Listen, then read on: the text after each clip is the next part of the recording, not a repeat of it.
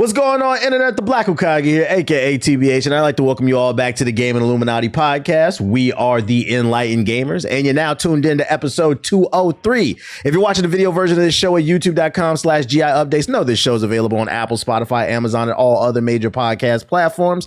If you're watching on Apple or Spotify, please rate the show 5 stars. And if you're watching on YouTube, please hit the like button and then hit the hype button. When you hit that hype button, it helps us get on those new hype charts that YouTube has, which helps new people find the world's best weekly gaming podcast. Now, if social media is your thing, we drop content over there. We're available on TikTok, Twitter, Instagram, Facebook, Discord, etc., etc. Our handle on most places is at GI Updates, with the exception being Facebook. It's facebook.com/GI podcast.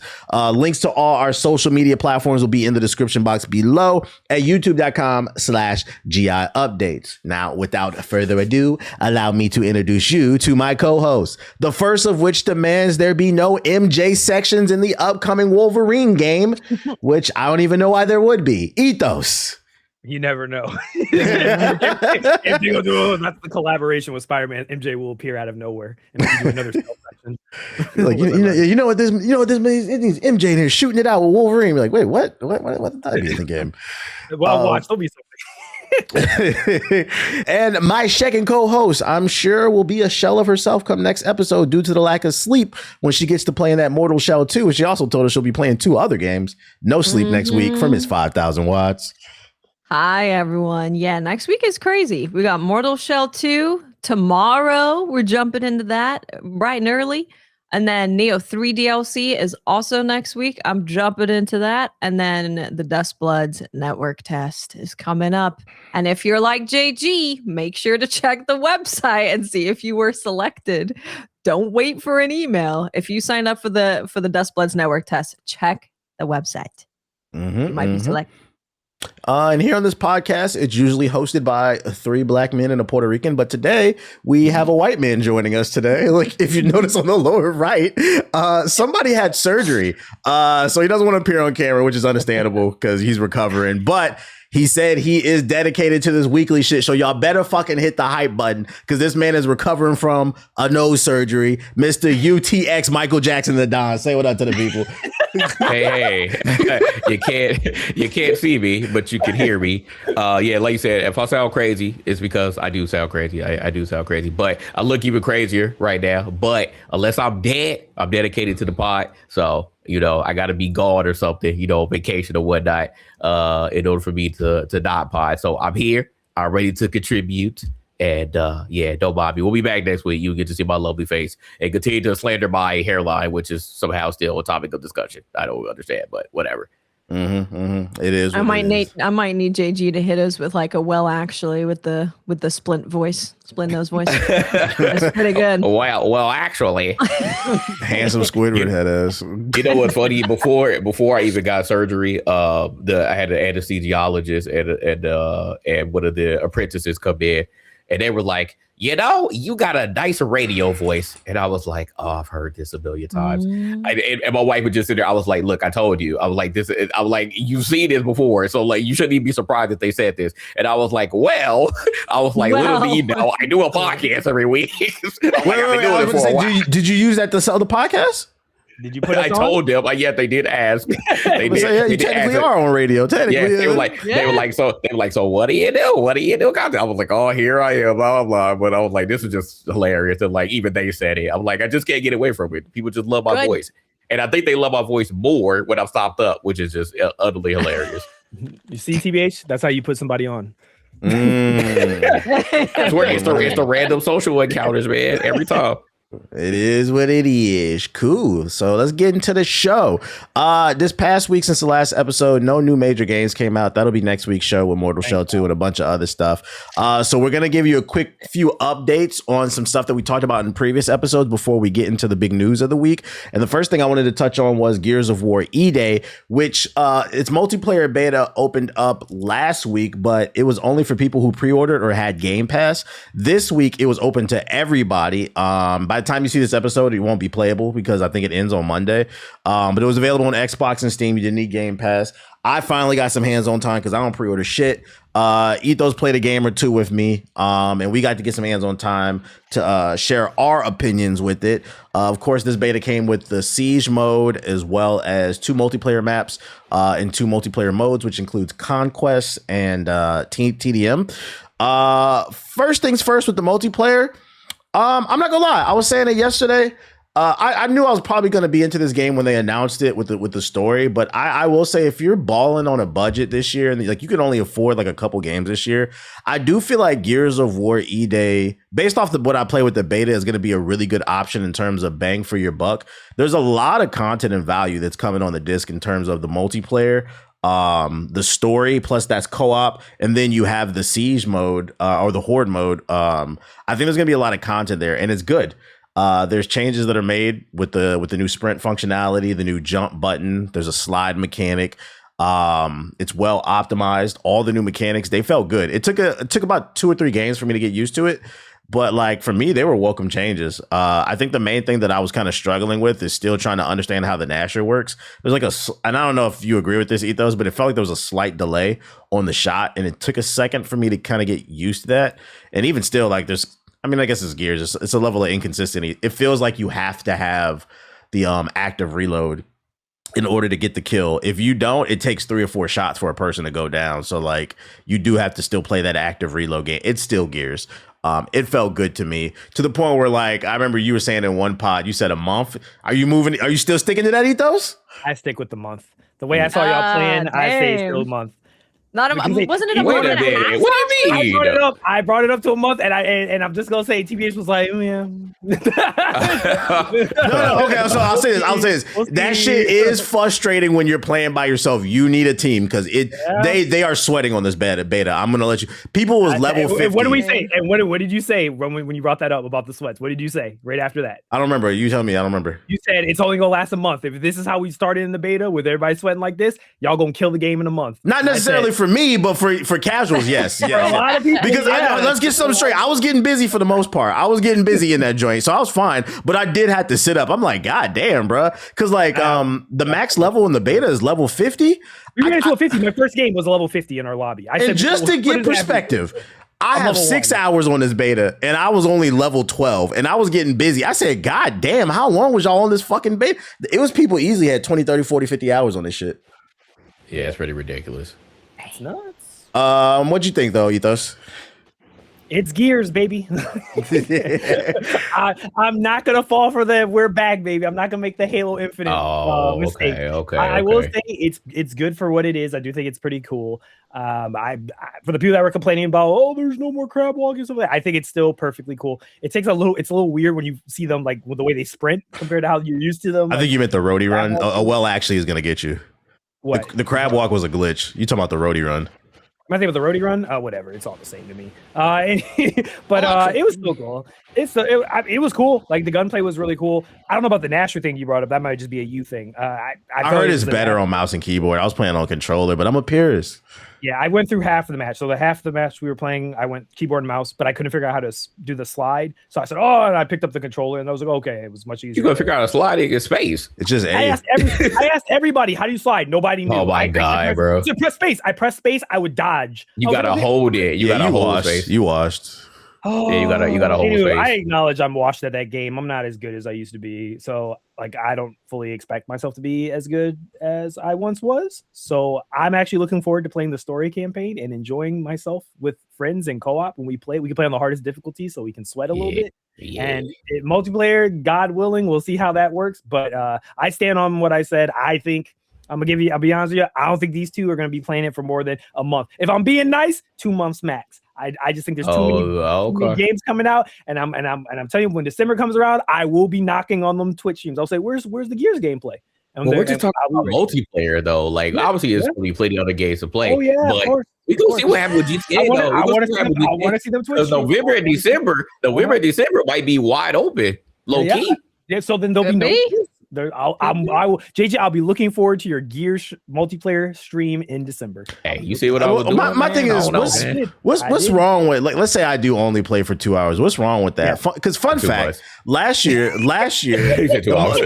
multiplayer game I played the most. Oh, I said 2 hours. I've been too much. My bad. 2 hours. I'm like, damn. Everything's wrong with that. The multiplayer game I think I played the most last year was 2K26, and I played that for 3 months before I dropped it. So I mean, I feel like I got my money's worth. If I play for 2 hours, I feel like I got 2 months. I feel like I got my money's worth, bro. You didn't play Battlefield 6 more? That shit kept crashing. I think I would have played Battlefield 6 more, but it kept crashing after that one update. You was thinking your book wrong. Yeah, we was going crazy on that. I actually didn't want to stop playing it. It was literally because it kept crashing. I might get back on that BF6. I saw that update. I was like, this looks fun. I got back on it 2 weeks ago, and it crashed. No, I'm talking about the recent things with the naval stuff. Yeah, I haven't played it since that update. Yeah, that does suck. Wouldn't Siggy go through the same stuff? Yeah. No, me, Siggy, and Brooke, we all started crashing. I'm like, what the fuck did they do to the optimization, bro? It was great at launch, but it's gotten worse. That sucks. So I mean, I would say this, Ethos. As long as the game stays optimized, I think that could be a good multiplayer game for us to play. And it was optimized in the beta. Yeah, outside of that, it's gonna be it was token. Like it's gonna be the fighting games. I'm off that shit, bro. I'm off that shit. Look. I'm a token hater. I'm good off that shit, bro. I think for people who don't know, I am being a little facetious when I bring this up. I'm not. It is a jokey joke. It is a joke. I actually love Gears. I've played all the Gears. I really love Gears as a franchise. But I do acknowledge that I do feel like this generation just don't vibe with it as much. As much as I hate to say that, it is an old head ass game. And I just believe that what's going to happen is not only is there just a bunch of stuff that's currently coming out, but I do think that, and I stand on it, I think the skill ceiling for Gears is really good. And I've played a bunch of games that when they come out initially, they have a lot of excitement, and then they're going to die very fast because what's going to be left is the sweats, and we saw it on the beta. The sweats pretty much overwhelm the game. They give a bunch of other players, the casual player base, a really bad experience. They don't want to play anymore because they're fighting for their lives every second. They can't really enjoy the game. They get off, and then the only people left are a bunch of the tryhards. I speak this. Look, I'm telling you, bro. I come from futures past, bro. This is the same thing happened in Timefall. Same thing happened in Marathon. I'm just speaking from what I know the pattern, and I feel like Gears fits into that pattern. Unfortunately, I hope it keeps going. I think because to be fair, I did say last night, I was like, I'm having fun in this multiplayer, but like, I'm not 16 anymore. I was like, I don't see myself playing ranked on this shit. We're trying way too hard every fucking match. Where I do think that I'll get my money's worth is if that story is fucking gas. Like, my gut just tells me it's going to be really good. And then the horde mode, I think we can get a lot of money out of that horde mode. Playing at the hardest difficulty. The money all I care about is like if the campaign's fire, it's not like some 5-hour campaign. If it's at least 10, 12, maybe 15 hours, like co-op, if I have a blast on that and the horde mode's cool, I don't give a crap what I care about multiplayer. But if it's like a cool mix of that, I'll be satisfied with it. But TBH, the reason I bring up you bring up the time thing is because I'm about to give you this nice little headway. We're right back where we started, where people are complaining about games being too long. Now they're too short. Now they're not worth your money because of how long they're going to be. So I feel like in general, that's just the argument that it happens now, where if any game with multiplayer, it's got to last a year, multiple years. I got to enjoy it for multiple years. It can't just be good enough for me for the month of. It's got to be good every single month for the next year. What's the last game y'all played that lasted a year for you, multiplayer wise? Marvel Rivals. Almost Rivals, yeah. That would have to be. I was off that shit after season 1. That was y'all. I was good off that. I hate to say that. Like a year. Like, does it have to be a multiplayer? Like a multiplayer? Because I mean, that's what we're talking about. That's what the mainstream likes. Yeah, it was Rivals. Yeah, it has. That was it. Yeah, there are still a lot of people on Rivals too. Yeah, I'll give you that. Yep. Yeah. I agree with Ethos though, just to, provide a little bit more. I saw a lot of mixed opinions, like so many mixed opinions, and they were coming from 3 sides. They were coming from the Gears of War veterans. They were coming from the new people and who never played a Gears in their life, and they were coming from like the people who just played a little bit, but like did play it competitively. And a lot of the old like competitive Gears heads, they were having their complaints mostly about like the running and the Nasher, which I'm like, we've been complaining about the Nasher since Gears 1. That is Gears. Literally nothing has changed. Literally nothing has changed. The new people who have never played Gears in their life, they're like, why are you all running around with shotguns all the time? And I'm like, yeah, you a newbie. You have no clue what you're talking about, bro. Literally no clue what you're talking about. Just don't even say anything because I've heard this so many times. It's ridiculous. Look, you pull up with the Nasher. That is the name of the game, okay? All the other weapons, if it ain't a power weapon, you not fucking with it, okay? You pull up with the Nasher. The Nasher is the main weapon in the game. So all the people that ever play Gears in their life, welcome to Gears. It's 2026. This is what we do. And then we have the people in the middle who are like conflicted because some people want like the Gears 1, some people want Gears 2, some people want Gears 3, 4. Like we have these eras of Gears that like people see themselves in. For me, it was between like 2 and 3. I feel like this game is more like, I feel like it's 2 or 3 combined together because like I don't really remember 4 and 5 as far as like how it played or how it differentiated. But I feel like 2 or 3 were kind of like the mecca of Gears for me. So I feel like it's in the middle between 2 or 3. I don't really have a problem with it. Like I said, I pretty much had a decent time once I found out like the timing of like running and the Nasher. And once I got my wall mounted in, I was like, all right, this feels like Gears. Like I feel like I'm back. So I didn't really have a complaint, but like I see why like people are so conflicted because you're hearing polarizing opinion from like both sides, like the new side and then the veteran side, and then like the people in the middle are kind of like getting drowned out. They're kind of like don't know what's really going on, and their opinions aren't really getting heard compared to like the loud people on the left and the right. So it's really just going to be I don't recommend to come into this if you don't have a general idea of what Gears is, but at the same time, I'm not trying to shy people away from trying out Gears if you never tried it before, because I want the people to come in. But unfortunately, like Etho said, it's going to be one of those sweaty games because literally I feel like the old head Gears people were like in a sleeper cell. And then Gears of War EA came out. They're like, all right, we back, baby. The Winter Gear soldiers. They're like, it's time, bro. It's EA again. Like, let's get it. And then they just came out and they fucking just were on the beta all freaking day and night. And they're level 50 already. You're like, bro, did you hop off the game at all? Like, what were you doing with your life? Like, all between the last Gears and this one, I don't get it. But they all came out the woodwork and they're like so excited. And I get it because they haven't had Gears in a while. But those people are going to be the people who are unfortunately going to make it excruciatingly hard for the new people who never played the Gears in their life. They're gonna be like, welcome to hell, and you ain't getting out because I'm not going easy on you. So I just want people to like, if you're going to play it, you just have to understand that that's the type of stuff that you're going to deal with. I don't want you to get utterly discouraged, but I know that stuff does happen. So just be aware and just be ready to deal with it. You got to get good, man. But get good shooters. The one thing I will say about the combat that did confuse me from a design choices, for the people who are bitching like the noobs, they nerfed the wall bouncing. You can do it in this game, but it is nerfed to where like you just can't spam the shit. So, and I'm okay with that because I don't think Gears should be 100% that. It should be an element of it, but I think they should have added other things in there from previous games to like balance it out, especially because now the Lantern is a little bit more viable, especially on the objective based modes. And an example being is like they added the jump button, but the jump button also operates as the mount button, so like you can climb on top of stuff. I remember in Gears 3, I think you would slide over the top and kick them. They should have put that in the game too, so you can get a stun and then a shotgun off of that. And then I think one of my favorite moves. That shit was fire. And then the meat shield too. I think that would have been a little bit more viable here since we can't wall bounce as much. If I'm trying to move. Like, yeah, you grab. I don't think it's in there. Shield. Yeah, especially because it's more objective based and you can't wall bounce. I don't have that movement. It would have been nice for people who are hunkered down if I could just grab a meat shield if I down somebody and then move in slowly, just to make it a little bit more tactical. That's what I would have told them. But other than that, I mean, it's fun for the most part. Like I'd take it for what it is. It's cool to me. I'm not taking it. Maybe because I'm at a place in my life where I don't take it seriously. So I'll be there day one. I'll be playing it. That's Gears of War E-Day. Let us know in the comments what you guys thought now that the open beta has passed. Did you like it? Did you love it? What would you change? And in the meantime, in between time, Watts, you're up. She finished Beasts of Reincarnation, probably the only one in GI who will finish it because, fun fact, JG admitted off recording, he ain't doing it. So what's your updated opinion on, you still feeling the same? You feeling better about Beasts of Reincarnation after finishing it, Watts? Yeah, so it took me about 30 hours. I did kind of stop doing all of the exploring that I normally would do to make sure that I see that ending, because we got a lot coming up. But I would say I think my final score would probably be like a 7.5. This game will piss you off because there's glimmers of this game doing really, really good stuff. But then they do things consistently that you're like, God damn it, why would you do that?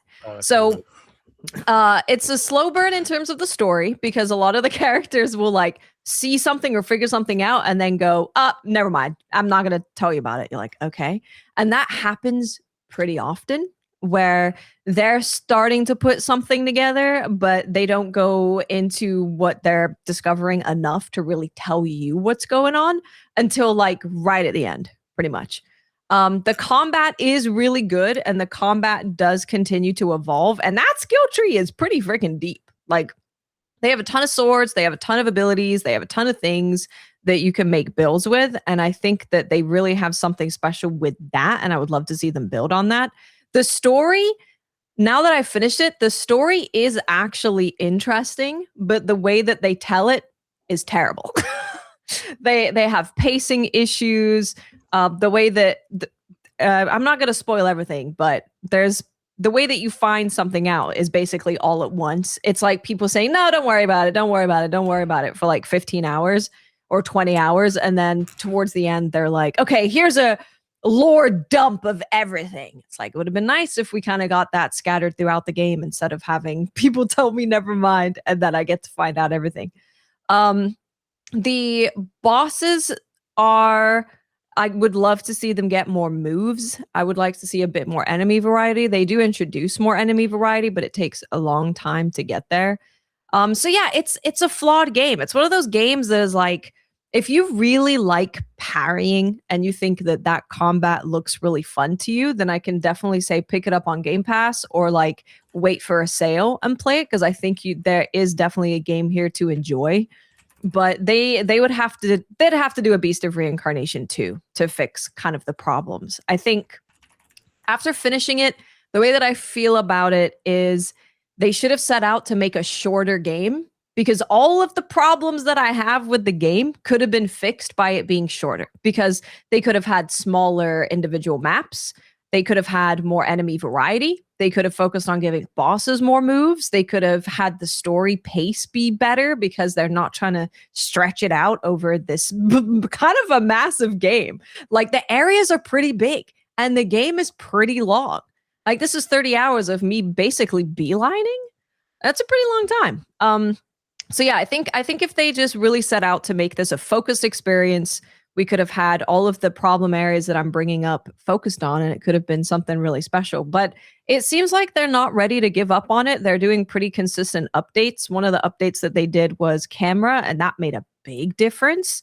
So I don't think that there's anything that they could do to fix this game to be like a phenomenal game. But there's stuff that they can do here and there to make it better.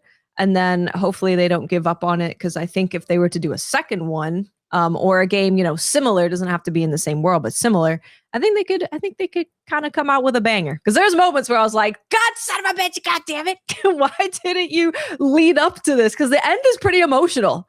So if they actually had like a better story lead up to it, I think it would have hit really hard. But you saying that this game would have been better probably if they trimmed the fat and would have been a more concise experience is just kind of reiterating a thought that I've been having about a lot of games not being where they need to be, because I feel like some of these devs are listening too much to Twitter opinions. There is a very vocal minority out there that feels like a game is trash if it's not like 100 hours. And I feel like a lot of games are suffering because developers are listening to that shit, unfortunately. I agree. Yeah, because they're hearing the things of like, 10 hours, $70. No, I'd never do that.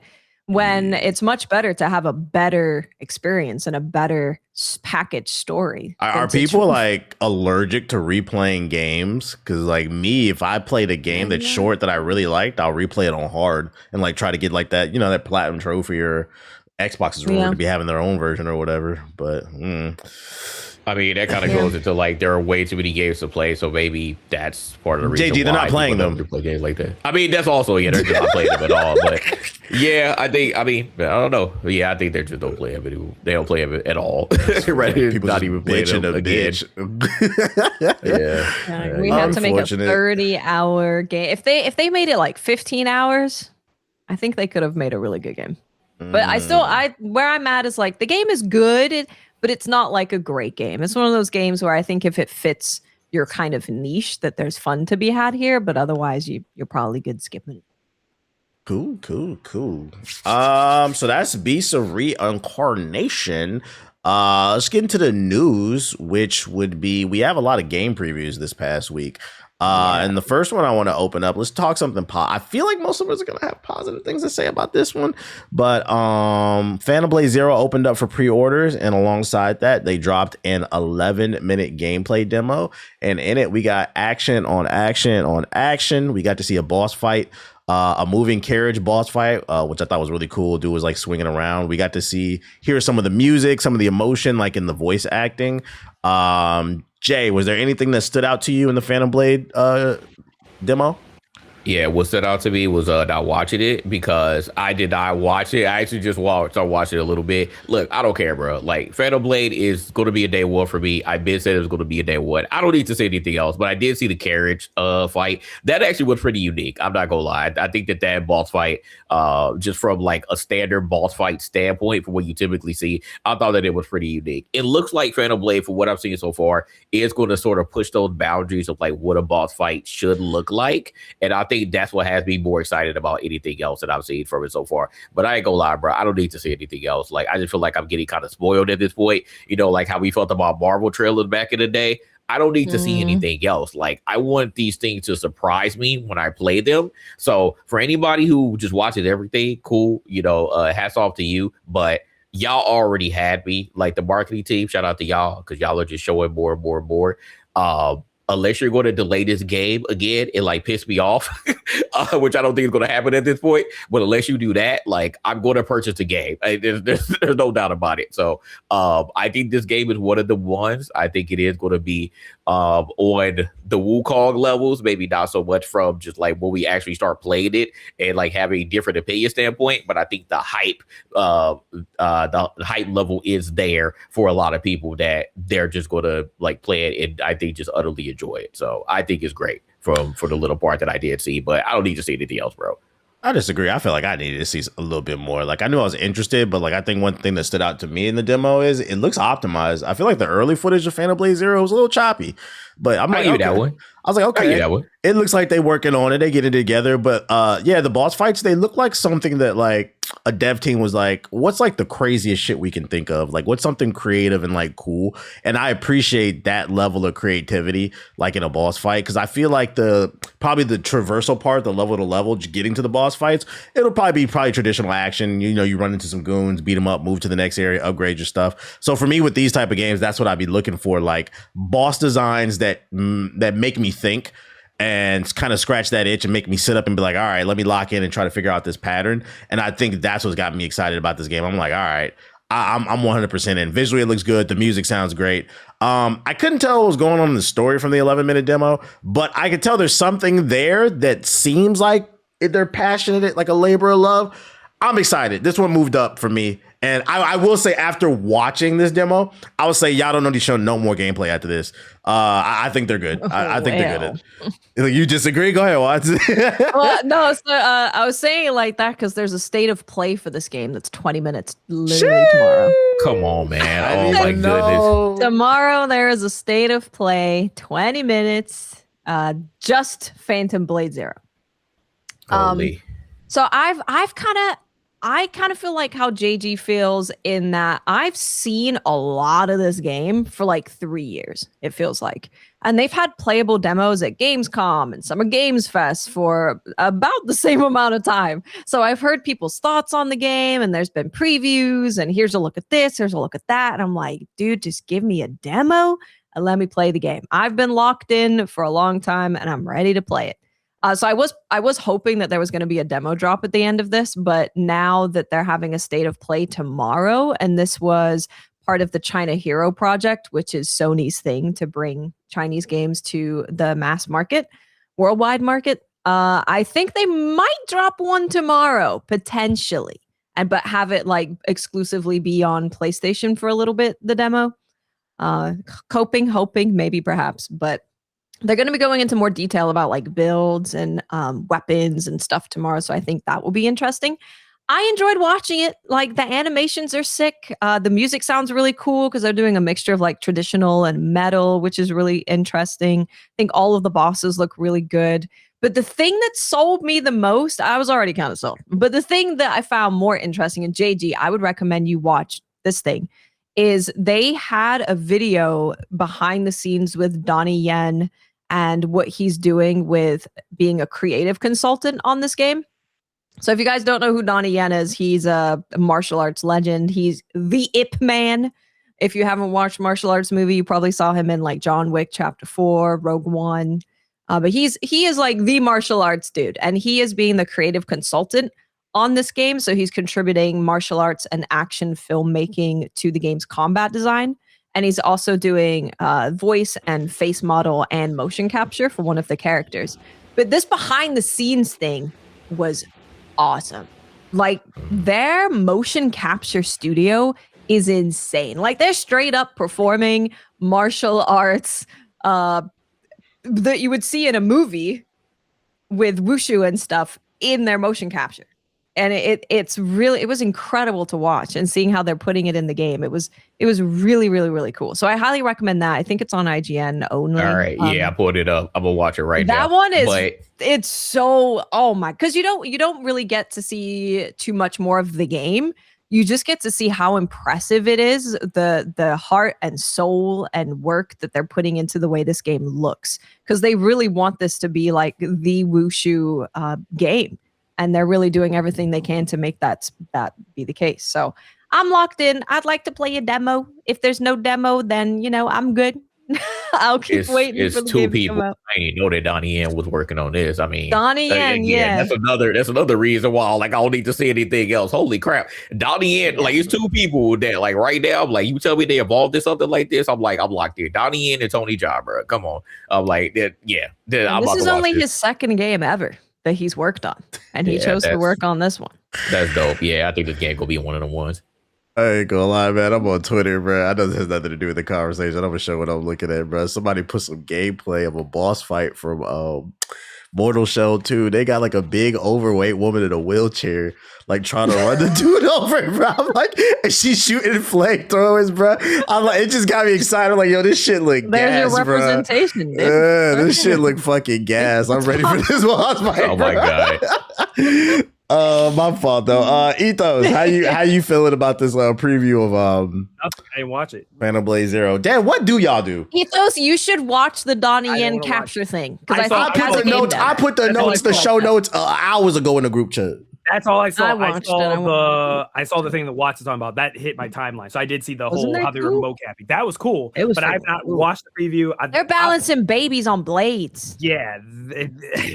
All right. Hey, on my part, TBH. You got a genuine excuse. Yeah, you got a genuine excuse. I saw the notes. Yeah, I said I intentionally didn't watch it because I saw when this came out. I did not watch it because I'm like, why the hell do I need to watch more of this damn game? I know you've seen so much of it. I already saw the reveal trailer for it years ago when they showed it. I was like, this game looks cool. That's all I needed to see. I was gonna play it. Dude, I thought a public demo was coming because they kept saying like, oh, Phantom Blade Zero is at Gamescom. Phantom Blade Zero is playable at this place. Phantom Blade Zero is playable at this place. But this motion capture though, this makes perfect sense why it looks how it looks. Yeah. This makes perfect sense. So wait, do you really want a demo? Because tomorrow's Mortal Shell. Like, are you gonna hop I on? don't. It's I too- don't. No, it's fine. I know. demo. I don't. I know. I don't. Yeah, I know. And I'm playing Neo 3 like on Tuesday as well. I'm playing it a day early. Shout out to you because I'm skipping that DLC, man. Oh, dude, the weapon that they're putting in there for side tangent for Neo 3 is a sword and shield, and the ninja can shield. literally use the sword as a surfboard. Like the shield and the sword as a surfboard, and he's like surfboarding all over the bosses. It looks You insane. have fun, Watts. I'm It good. looks so good. You have fun. It looks so fun. Cool. Well, let me. Did y'all get to see the Wolverine shit at least? I did. I watched the Wolverine stuff, and I saw the slander. we're gonna get into all that. I got a nice, just in case y'all didn't, I got a nice summary from Okami about Marvel's Wolverine. The journalist got a hands-on preview with the game, so it will be running 60 FPS with ray tracing on the base PS5. That's so it good will be to optimized. Hear. Mission GTA replay. is possible. Well, there's not as much shit on the screen in comparison. I'm to being GTA. facetious. Yeah, don't take that as serious, y'all. Okay? That's our Everybody podcast listen, don't take favorite that serious. word. We're being facetious. What? I said it will be 60 FPS and it wasn't. Mission replay and new game plus will be available at launch. The story is receiving a lot of praise. Basic attacks consist of claws, powerful kicks, and parries. There's also special abilities like a tornado spin and a knee breaker. There are time trials called nightmare trials. Access via the nightmare doors. Attacks build Trauma up. doors. Attacks build up your rage meter, which are 3 tiers. Each tier unlocks new combat abilities and significantly more powerful attacks. Tier 2 unlocks last stand. Tier 3 unlocks critical strike takedowns. Some fights will have team up combos with Mystique and Sabretooth. Wolverine, Sabretooth, and Mystique are part of a 3-person team known as Team X, led by Nathaniel Essex. And then let's see, it uses enhanced senses to track enemies. Wolverine has different outfits and claws like Spider-Man. Not the claws part, but you can explore Lowtown and chat with allies in between missions.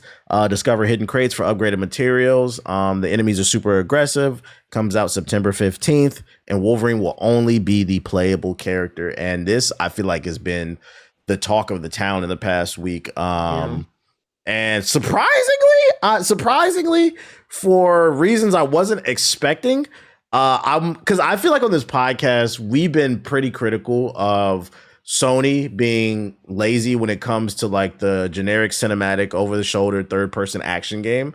And every time I felt like either me or like Ethos would bring that up, freaking people in the comments would be like, you know what you're talking about? Sony makes great games. So like in my head, I was thinking that Wolverine was going to be perceived well, because in my opinion, that's exactly what it is. And from what I saw, I haven't touched the game. From what I saw, this looks like at least a solid 8 out of 10. I'm not seeing anything innovative here, which is a fair critique, I think, but it looks like a solid Sony exclusive, but like people weren't happy with it. And I'm like, is this the breaking point? Are we starting to see chinks in the armor for Sony? Ethos, you had a lot to say earlier in the podcast. What's going on with Wolverine? Yeah, you did. You're like, no, I did. What's your thoughts on Wolverine's gameplay they just showed? Not a lot, because I actually did not know there was a preview event going on. So you can imagine my surprise when I go on Twitter and I see all this slander, and I'm like, "What happened?"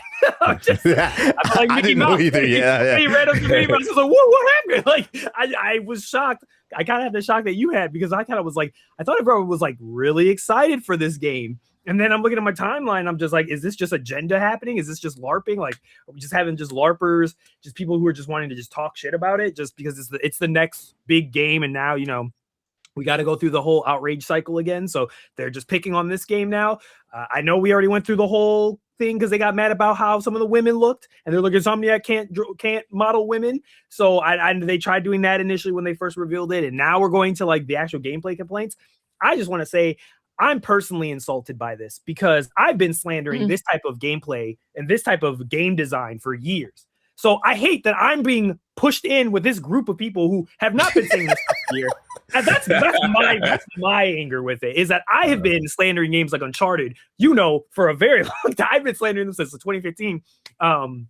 2014, 2015, I've been decades ago. I've been talking about, I don't like these type of like linear, very straightforward, go down a corridor type of games. They don't spark nothing in the brain here for me. They don't really do nothing. They don't inspire me. I don't think they're bad. I just don't think they're really my type of games. Like, I'll play them, but they're not really the games that like really, when people tell me like, oh my God, this was like the best game of all time I've ever played, I'm like, really?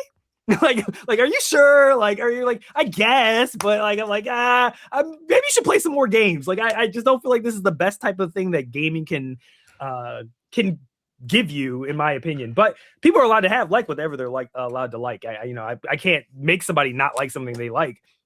I just hate that, like, my hate was genuine. But not even my hate, but like my slander was genuine.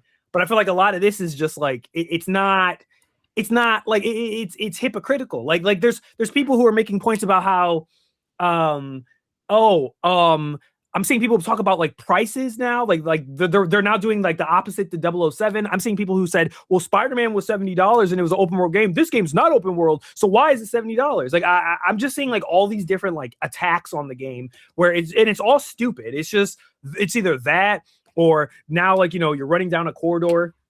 And they're making the meme, and now they're bringing up boss fights being rehashes, and I'm like, oh my god! Like every game has. There's an agenda. Can I add to that? Who has the same thing? Like, yeah. I can't believe I'm defending this, but if you actually go watch the preview, so like there's one scene specifically that's going super viral where he's running through the gunfire, and they're like, look, the game's playing itself, like it's super simple. But if you actually go watch the previews, you see that that's the first level. It's a tutorial. So I'm like, where were you expecting there? Like that's usually how every video game is. The first level is always the fucking easy. It's teaching you the mechanics, but like they're editing it like a certain way to where it makes it look like that's the entire game. Now that boss fight, I was like, yeah, I'm kind of tired of that boss fight design.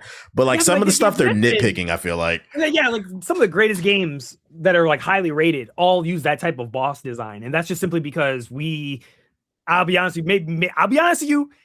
I'll put this on devs. There might be some laziness. I just feel like it's a tried and true formula.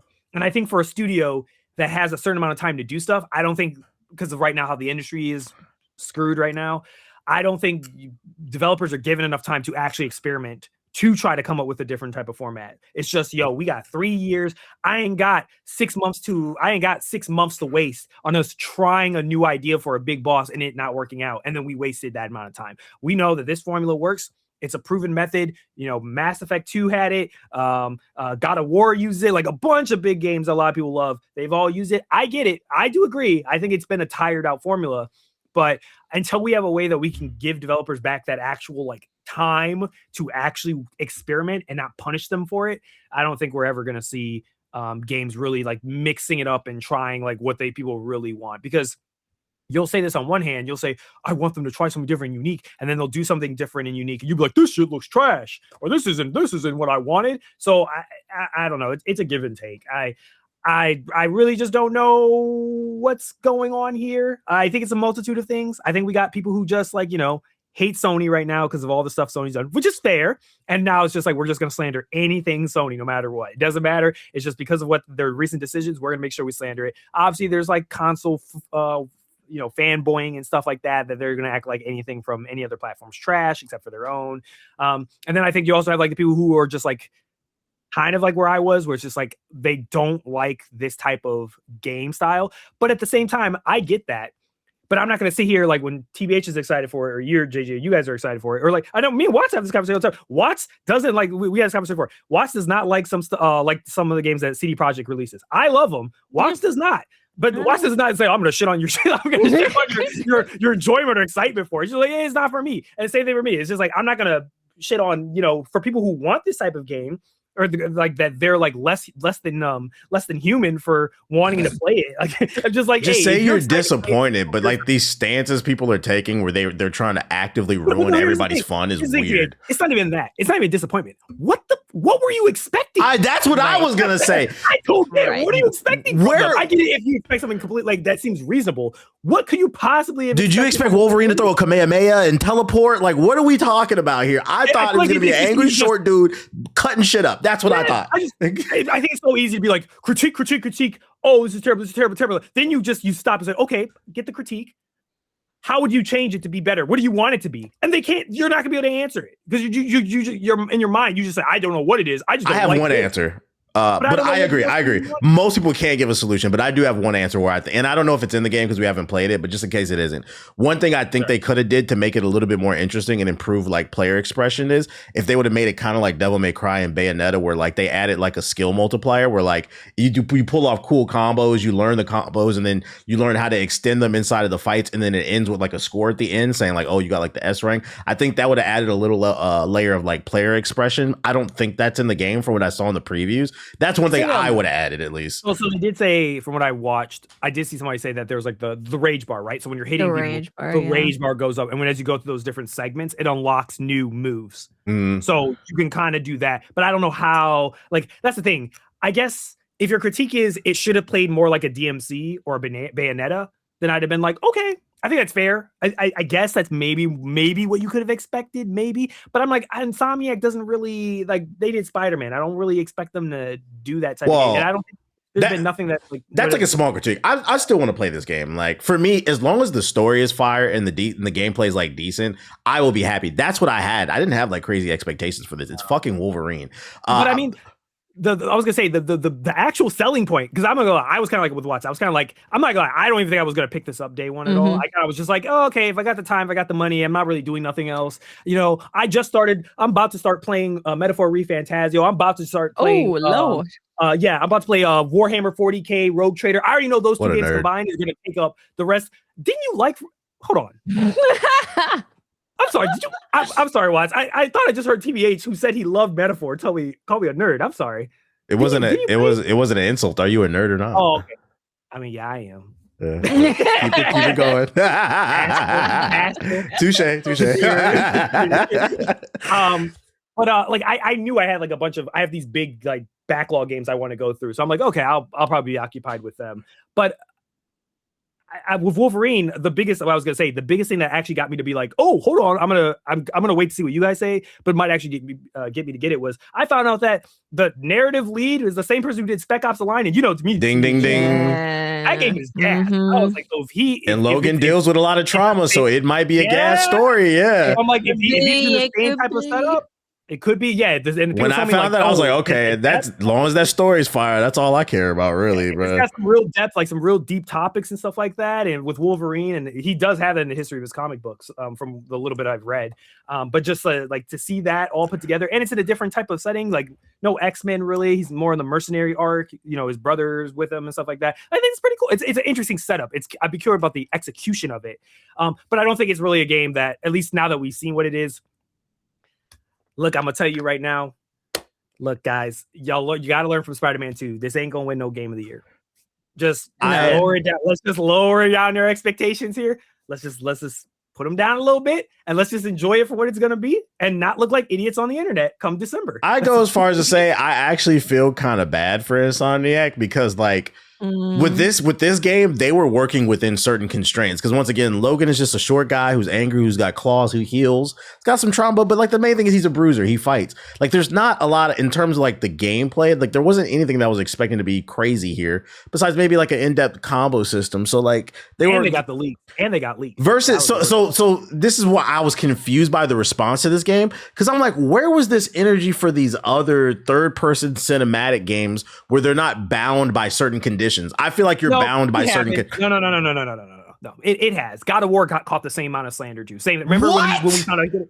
Remember when God of War didn't? Are you talking about 2018 or Ragnarok? Yes, both. When people found out that God of War. I disagree. Yes. Yeah, no. When 2018 happened, right, and they had revealed that they basically changed the combat engine and that you can't jump. That the jump became a meme. I remember a lot of critique from God of War 2018. People love 2018, but 2018's biggest critique is how that engine, how they changed the combat. Like it, and it wasn't, and it's not as. I might be getting old. I remember people praising 2018, and then I remember on this podcast we got a lot of hate. For saying Ragnarok had terrible passing. They were dick munching Ragnarok, saying it was better than Elden Ring. Ragnarok got cooked, but 2018 I don't remember.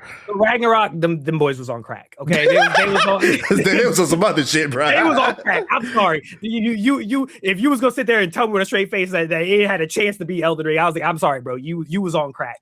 You should have just known from the culture experience, bro. God of War didn't have a chance, bro. That was just pure delusion. But 2018 did receive a lot of praise. I'm not saying that's not the case, but I did say I did at least I'll rephrase it this way.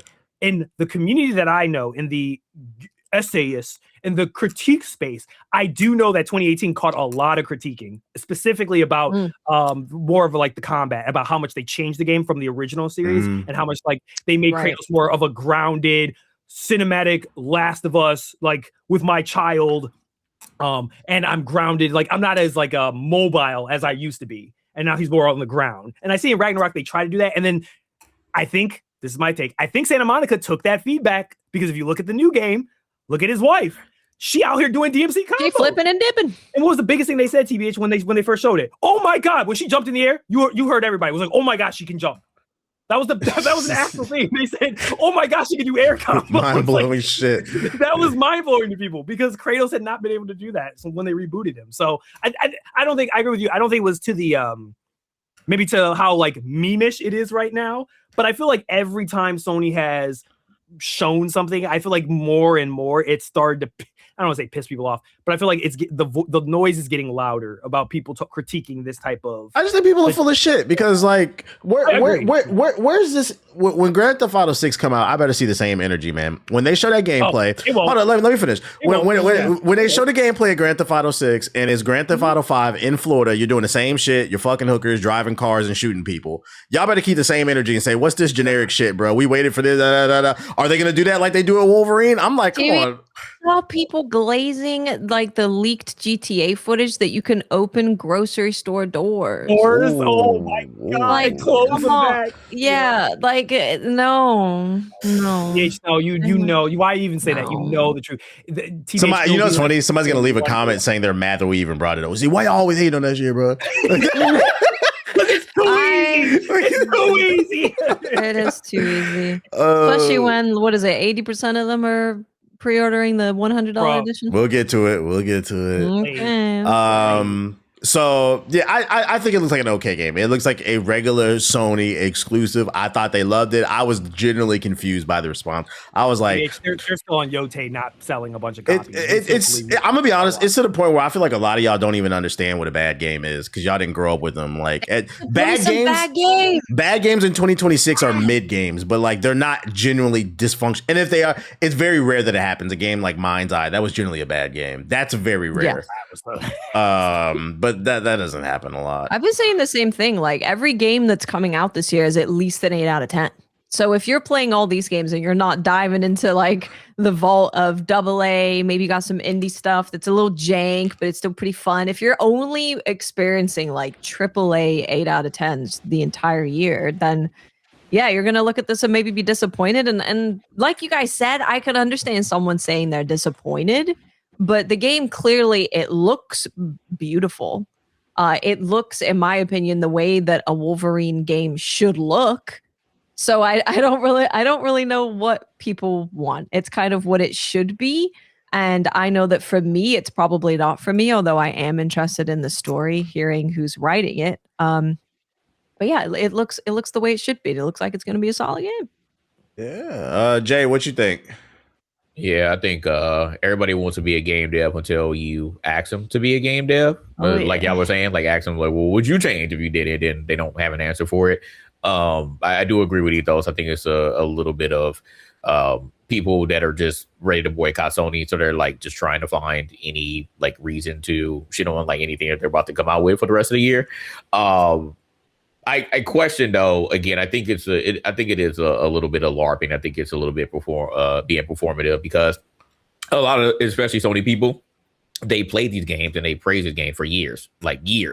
And now why all of a sudden Wolverine is the one that you all are calling out the BS and saying, oh, they use the same asset here, they use the same boss fight here. Like, again, we've said that from the beginning. As soon as they announced Wolverine, I remember when we saw the leak, like Ethos mentioned, like, and people were questioning that, and that was a very early build that we saw. They were like, well, what the hell is this? Like, y'all were already getting on it, but I'm like, this is what Insomniac does. Like, these are the types of games when they hop into the Marvel universe. These are the games that they've been creating. Y'all had nothing behind praises to say about Spider-Man when it got rebooted. Spider-Man 2, y'all wanted that to be game of the year. We came up here and said that it did not push the needle at all. Like, it wasn't a bad game, but it did push the needle. So what did you think that Wolverine was going to do? Like, Wolverine was not going to bring it to that next point. We could have told you that from the beginning. We've actually already said it, that we were questioning whether it was going to do that. But now you all want to, like Ethos was saying, y'all want to be on our side now and like question like whether this game is going to be game of the year type potential. No, we could have told you that from the beginning. But now you all are kind of on the same wave. And yeah, I kind of question the validity of like you all's complaints because, again, we'll see when those numbers come out, whether you all, eat your words or not. Because I know you're not. I know you're going to get the game. I know you're going to play it. Some of you are going to say it's game of the year. Some of you are going to be like, "Oh, absolutely enjoyed it." But I think in the back of your minds, I think in the back of some of you all's minds, outside of GTA 6, which TBH already mentioned, I don't think that you all are going to for the types of people that like play only those type of games and they don't like get outside of their realm and play anything that's like been rated 9s or 10s, like this year alone. Like we talked about previous years, but like if you're not playing any 9s or 10s, like critically acclaimed, like good games this year, I don't think that you're going to really get that like hit of like, oh, this is a perfect game or this is almost a perfect game. I think that GTA 6 is going to be there for y'all, even if you feel like there should be some criticism once we actually see the game and once you actually get your hand on it. But I don't think you all are going to be loud enough as you all are trying to be with this game right here. I'm very surprised, like I said, what Ethos and TVA said, very surprised that this game would get slandered. I was like, whoa, like Wolverine supposed to be y'all savior this year. Like what happened? Like it was very strange. But I think we're here. I think it is a lot of just people who are just like kind of tired of Sony.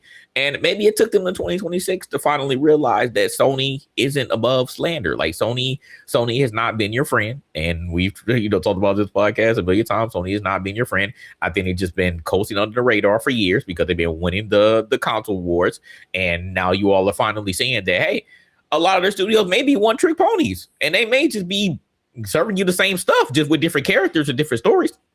I'm hoping that this story is dope because my problem with Spider-Man 2 was, again, the gameplay was cool, but I didn't feel like the story did anything for me. Right. So I'm hoping that Wolverine, if you have the same type of combat, that the story is the one that takes it, to that next level for me. So that's the only thing that I can hope for, y'all. If you're pissed about it and you're like, well, why are they giving me the same type of stuff, the same boss fight, the same combat? You're not giving me anything new. What can you do about it? Because bitching on Twitter is not going to do anything. So what's the solution? Don't buy the game. Don't support it. Mm-hmm. If that's how you truly feel. So we will see. September 15th comes out. We'll see what those numbers are looking like. And then we'll come here and discuss whether y'all are about that life or not. That's my issue. That's why I brought up GTA 6, because I'm just like, you can't complain this looks generic and then be paying $100 for another generic third-person crime boss game. My thing is, you ain't seen the game. And my thing is like, look, if you genuinely feel like the industry is getting lazy and they're making a lot of lazy gameplay designs that you've seen before, where's the support for Slay the Spire 2? Where's the support for Orbitals, Star Wars Zero Company, Phantom Blade Zero? Like, are you going to buy these other games? Because at the end of the day, if you can't complain that we're lacking new experiences, but then you don't buy this is a year full of new experiences. What have you bought that shows that you're actually supporting? That's where I get frustrated and confused. I'm like, I'll give a W to somebody. I'll give a shout out to the Nintendo fans because they was out there supporting Splatoon, and that shout was out to the Minish Cap Mafia. They were. I'll give it to them. They will support some weird ass games. I will give it to Nintendo. Nintendo fans, people who own Switches, they will try some weird ass games. I think true. That was very new for Splatoon. Yeah, so I'll give them credit on that. I gave it a chance.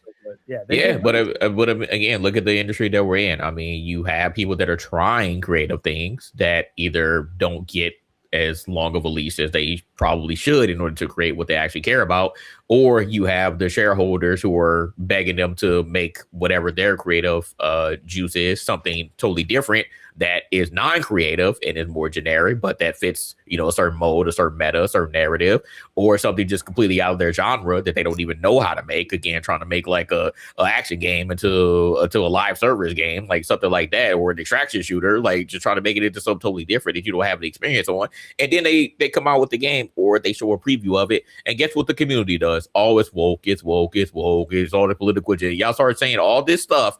When y'all see something that's even remotely creative, y'all start putting the label on it, and then the game actually comes out, and then it lasts a week, and then it fails, and then you all start Team DB watching, you start pocket watching, and then the game dies, and then people get laid off. Some of those creative heads, they don't get to go to these other studios, or they do get to go to these other studios, and then they don't know how to make these games with these other studios. You get all of these people who are being laid off, who are being broken up for what they actually know how to make or what they wanted to make. And now we're here. Nobody knows how to make anything because they're just all scattered about doing nothing. So congrats. This is where we're at right now. So I don't want to hear that nobody is fucking creative anymore, because this is where we're at right now.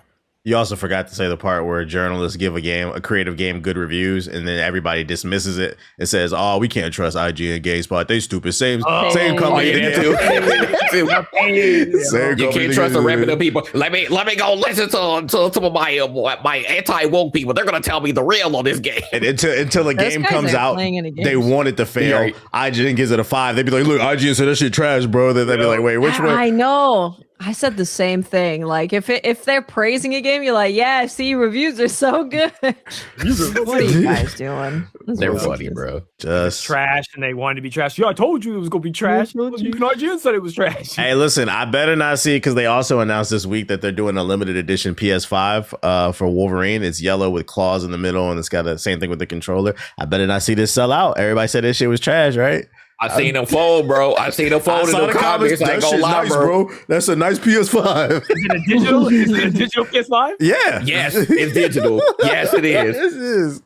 I thought it was just the plates. Oh my goodness. They have both. They have both. I didn't know. I thought it was like a. Yeah, they do. They do have plates too, which I was like, okay, that's okay, but still, you're putting money in I Sony's thought you pocket. hate Sony. I thought we were upset at PlayStation. Yep. They say, you know what? Maybe we can postpone the protest, bro. That's not bad, man. Gamers are like use little bells in front of them and just start shaking them a little bit. I actually think that would have been funnier though if they did release a disc version. They're like, hey, here you go. Like, see, we do care. You can use it for 2 years.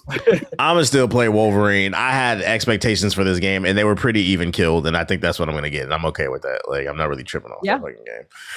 Like, you're not sitting up here, but like, man, this better be my game of the year or else. Like, you ain't on that. You're crazy if you thought Wolverine was about to be Baldur's Gate 3. That shit is fucking funny. Another game that was in the headlines this past week during Disney's D23 event, Kingdom Hearts 4. They dropped some new gameplay. First, they dropped like a 2-minute trailer, then they dropped an extended one. It's almost 4 minutes, where we got a first look at Sora going to Coco's universe. Great movie. The Mexican community is up between Gears of War and Coco and Kingdom Hearts 4. I ain't gonna lie, bro. Yeah. Shout out to my Mexicans. They out there, bro. What are you laughing at, Ethos? I just a joke. I did not know that Mexicans love Gears, bro. I know I'm about to die. I did not know Mexicans love Gears of War. This is something I'm learning, bro. I did not know bro. that. They gonna put Dom on a statue, bro. If he was real. Oh yeah. I did not know. And then everybody was speaking Spanish last night in the match. I said, okay. Yeah. Y'all love. Shout out to my Latinos out there. Y'all going crazy. So yeah, they confirmed Coco. Then they also showed some Mickey gameplay, as well as you'll be able to control Donald and Goofy. I believe. What type of Mickey gameplay? Not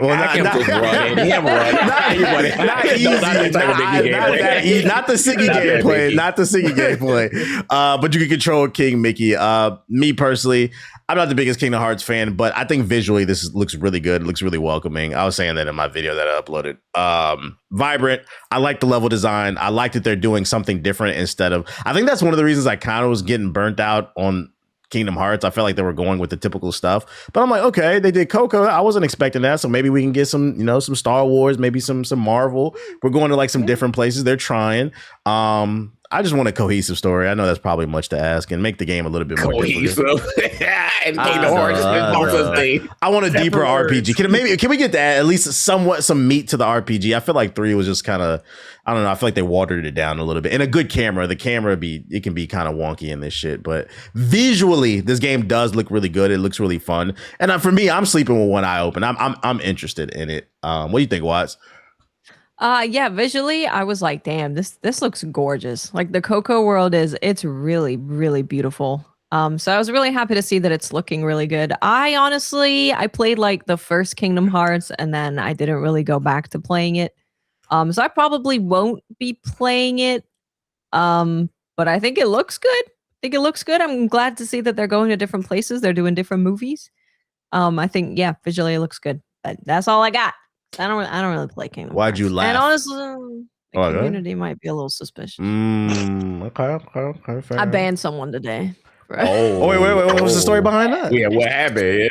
Yeah. Well, so one of the first things they said is that they pre-ordered GTA like back a couple weeks ago. Oh, okay. So they were already, already on the radar. Yeah, a little low IQ.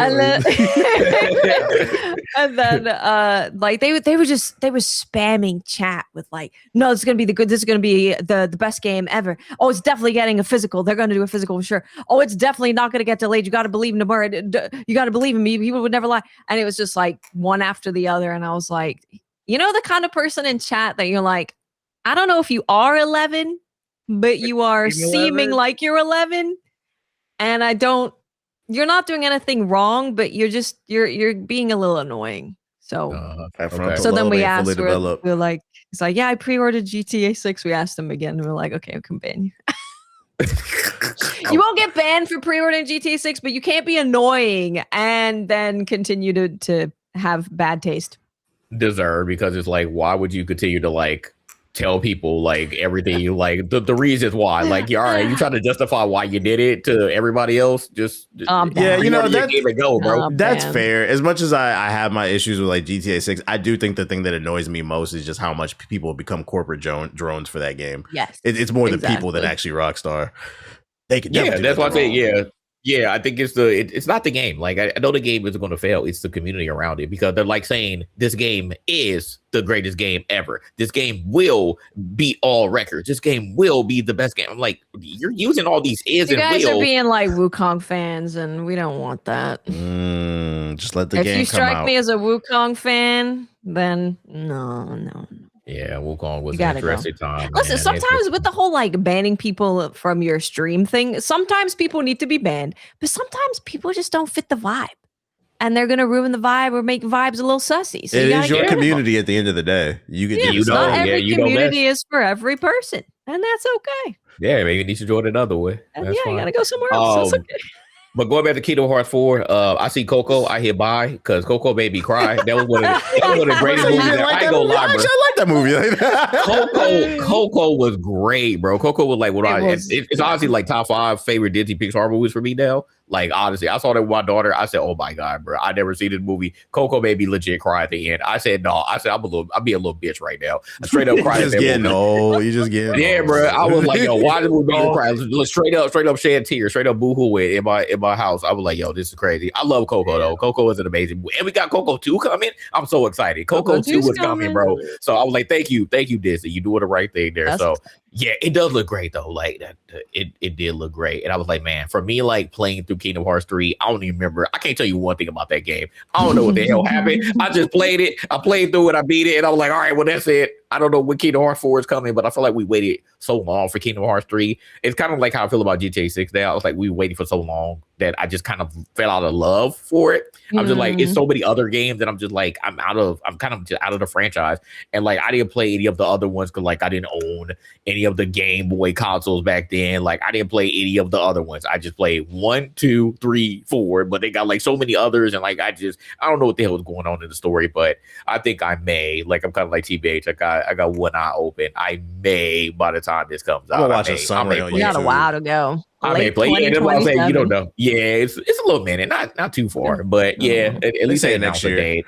Yeah, next year and a half. Yeah, so I may pick it up and play it. But yeah, that Coco universe, I was like, man, y'all showed the right one. Y'all showed the right one on that preview because that looked amazing. But yeah, I am hoping that they do like take a step into their other franchises, because again, Disney has damn near everything, so you don't have to do just Disney stuff, or Final Fantasy stuff. So I do want to see some more Disney IPs pop in there and see what they can do, because I think that they can make anything magical, to be honest. But it's just gonna be the story that's going to confuse the hell out of me because I don't know what's going on.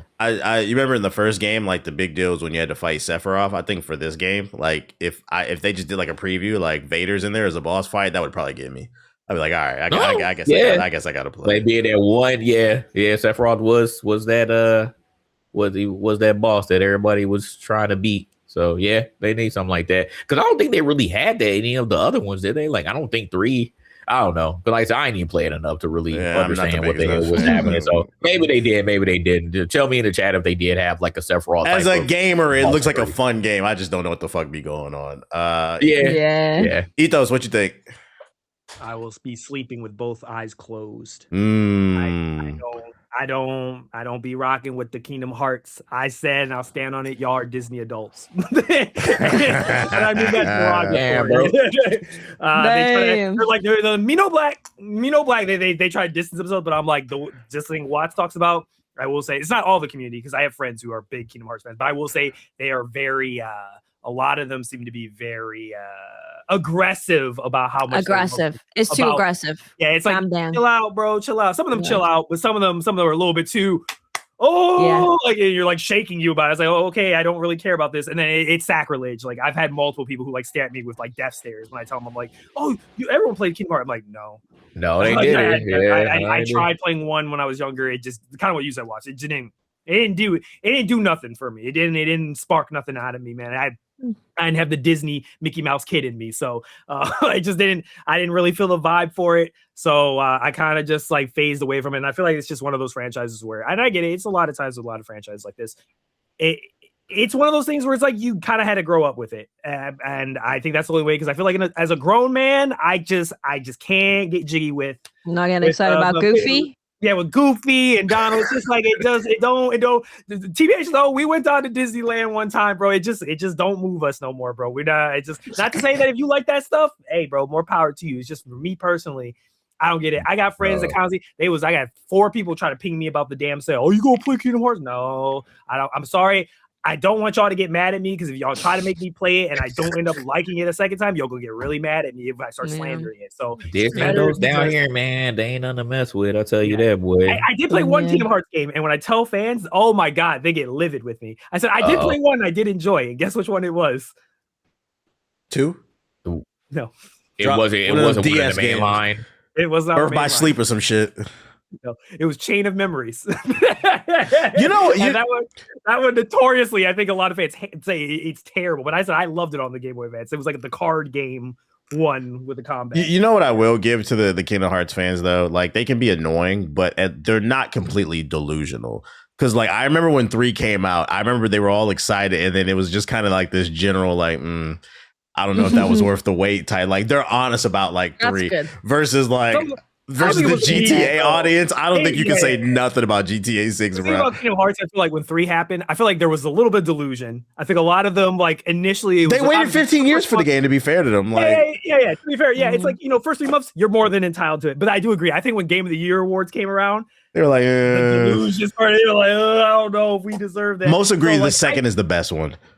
Yeah, I think they were a little bit more honest about it. Yeah, I saw more of a critique of people being like, and I respect it wasn't that. Like 2 and 1. It wasn't as good as 2 was, or like they felt it should have been closer to 2, but they did too many changes. I did it. And I'm like, okay, I get that. I just hope, for all y'all Kingdom Hearts, I got no hatred for y'all, bro. I don't want any of y'all trying to attack me and beat me up with Mickey Mouse. No hatred. I seen y'all. They are like the Naruto kids who used to run in the hall. They all imagine they had little keyblades. I know they got their keyblade. Yeah, they was in class drawing their little custom keyblades on notepads. I'm like, this is my custom keyblade, and I know what y'all was doing back when y'all was kids. I had multiple friends of y'all who was like that, but look, I hope y'all get everything you want. And I don't mean that like the way I mean GTA. Well, I mean it as I hope it is. He said, I'm not being sarcastic. Yeah, I do hope you guys get whatever it is. And I hope it's awesome. And that you guys will really enjoy it. And I do agree. Visually, it looks cool. I haven't seen Coco, so maybe I got to watch Coco. If AJG cry, I guess I should watch Coco. JG light skin. What that mean, bro? I don't know. I know. I watched Pixar It's stuff. about death. Games don't make me. Movies don't make me cry, bro. Yeah, that would I cried playing Walking Dead. I cried Walking Dead was valid. Walking Dead was valid. I cried like a bitch, bro. When that kill that man, bro. At the end of season 1, bro, I remember I just stared, bro. I cried at the end of Cyberpunk. There's a couple games I've straight up cried. I think Nier had me cry. I was like, what the fuck is this game, bro?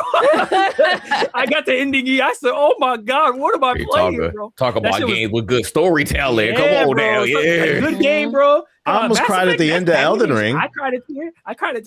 Why? Because you had the deal.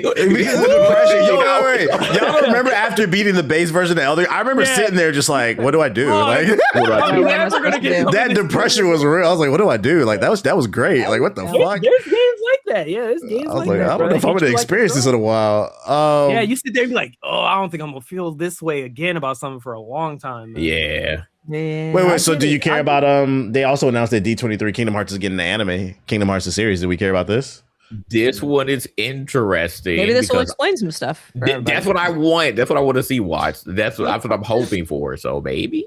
A little bit of a TLDR, They got a lot of stuff. They should be grateful. There's a good renaissance right now. We got a lot of different franchises getting a bunch of. Sekiro got an anime. Cyberpunk got an anime. Y'all got an anime. Everybody happy. We should all be happy. We should go, yay, yay. You know, I've been saying from a creative standpoint, gaming is in a great space. It's just financially the business practices are not good right now. That's the biggest issue I think with gaming. Yeah, a lot of cool stuff happening. The business practices stifle the creativity. Ding, ding, ding, ding, ding. Another game that got a preview was Star Wars Zero Company, which is the new XCOM style tactics game starring a band of misfits during the end of the Clone Wars. That's about the gist I got of the story. From the previews I saw from this, people seem to really enjoy it. They say the story and the cinematics are really good, the visuals. But from what I've seen from the previews, I've seen a lot of people say it's playing it a little too safe. It doesn't really feel like it's doing anything new for the genre. And from the gameplay I watched, just from the eye test, I couldn't really see anything different. So man, I don't know. I was hoping maybe one of y'all could put me on, especially because Ethos, I know you're big on these type of games. But I do want to play this. But like after watching the previews, I was kind of like, this might have to go on the Steam wish list. It might be a sale game for me because I am interested in the story, especially because Anakin's gonna be in the game. If the it was in the preview.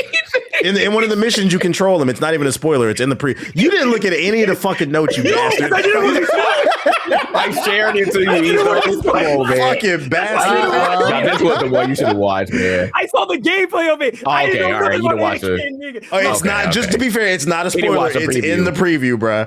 Okay. So it has to be an early mission. It has to be an early mission. It wasn't a preview because I did not know that. Yeah, I watched 2 preview videos from like Dantes, who was like did Mass Effect stuff, and there was like somebody else, and they didn't say anything about Anakin. So I don't even care. Look, all I'm gonna say is this shit gonna be peak. The people working on this, I know because the people working on this are like they're people who are like it's a newer studio, but they're veterans of like this genre, and I know they're gonna do it. So they know their stuff. It looks good. We haven't had XCOM. XCOM is DOA. We don't know where XCOM is. Permanent Death Sentence too.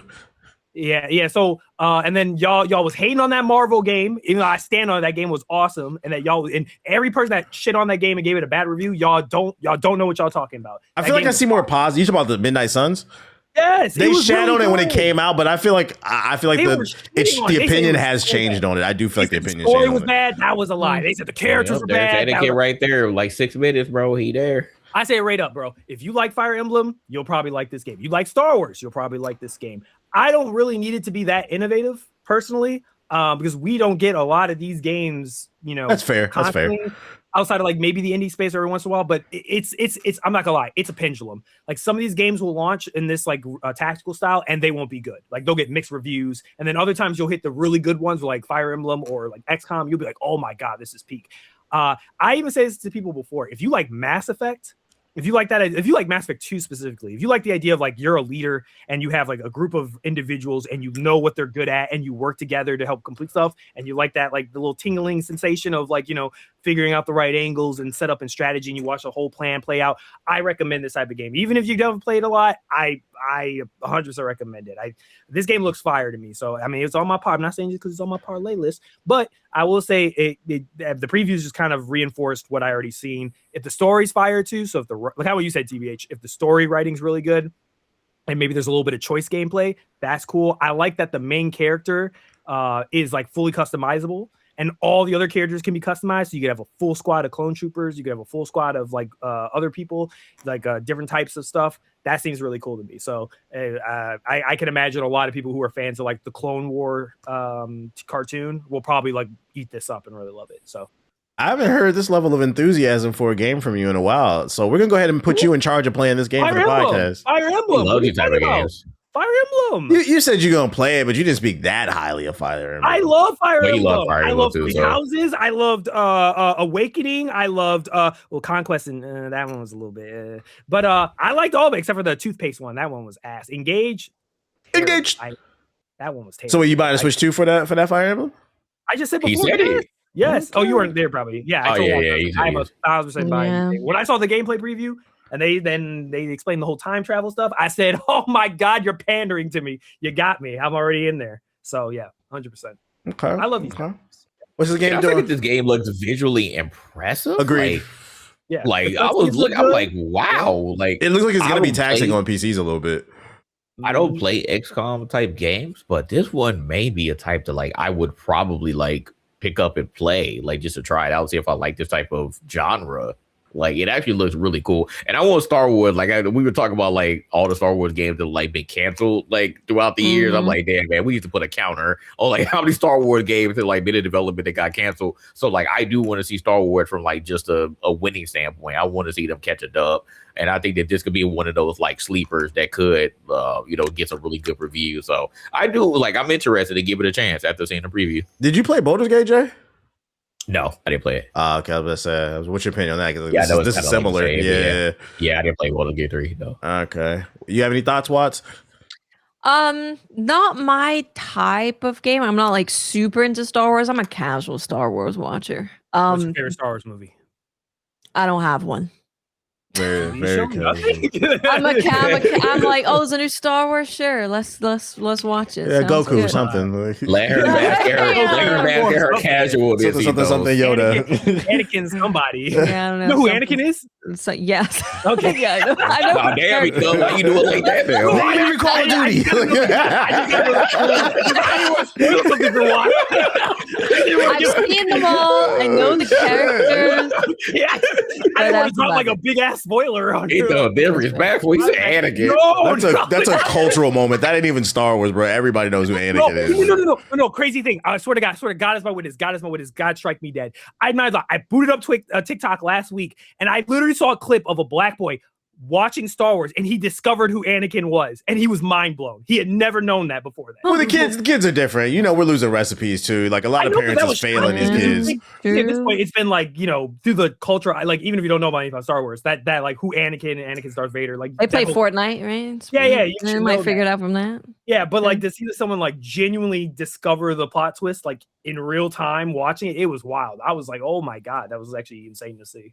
So yeah, I've seen that. There's this woman that keeps appearing on my For You page on TikTok. She's reading Dragon Ball for the first time, the Dragon Ball Z manga, and like she got to the Android saga, and like her mind is blown on who Trunks is. And I'm not gonna lie, in this era where like everybody's like super negative, it was very not only is it refreshing that she's reading the story, it's refreshing that she was genuinely excited. Like I was just excited to listen to her like talk about this shit and be like, damn, because I was like, no, that's facts. When we watched it on TV in the early, it was like that, bro. And I was like, this is refreshing. I was like, we need more content like that where people. And the cool part is too, shout out to the Dragon Ball community. I went straight to the comments to see if nobody spoiled it. They were all like just excited to see her read the next chapter. I was like, I like this. That's what's up. Yeah, that's wholesome. That's what we better than the One Piece community. The book talk girlies, they found out about One Piece. They started reading it, and they were having like in-depth analysis about the themes and the story of it, and like characterization of characters and stuff like that. And the One Piece community is notorious about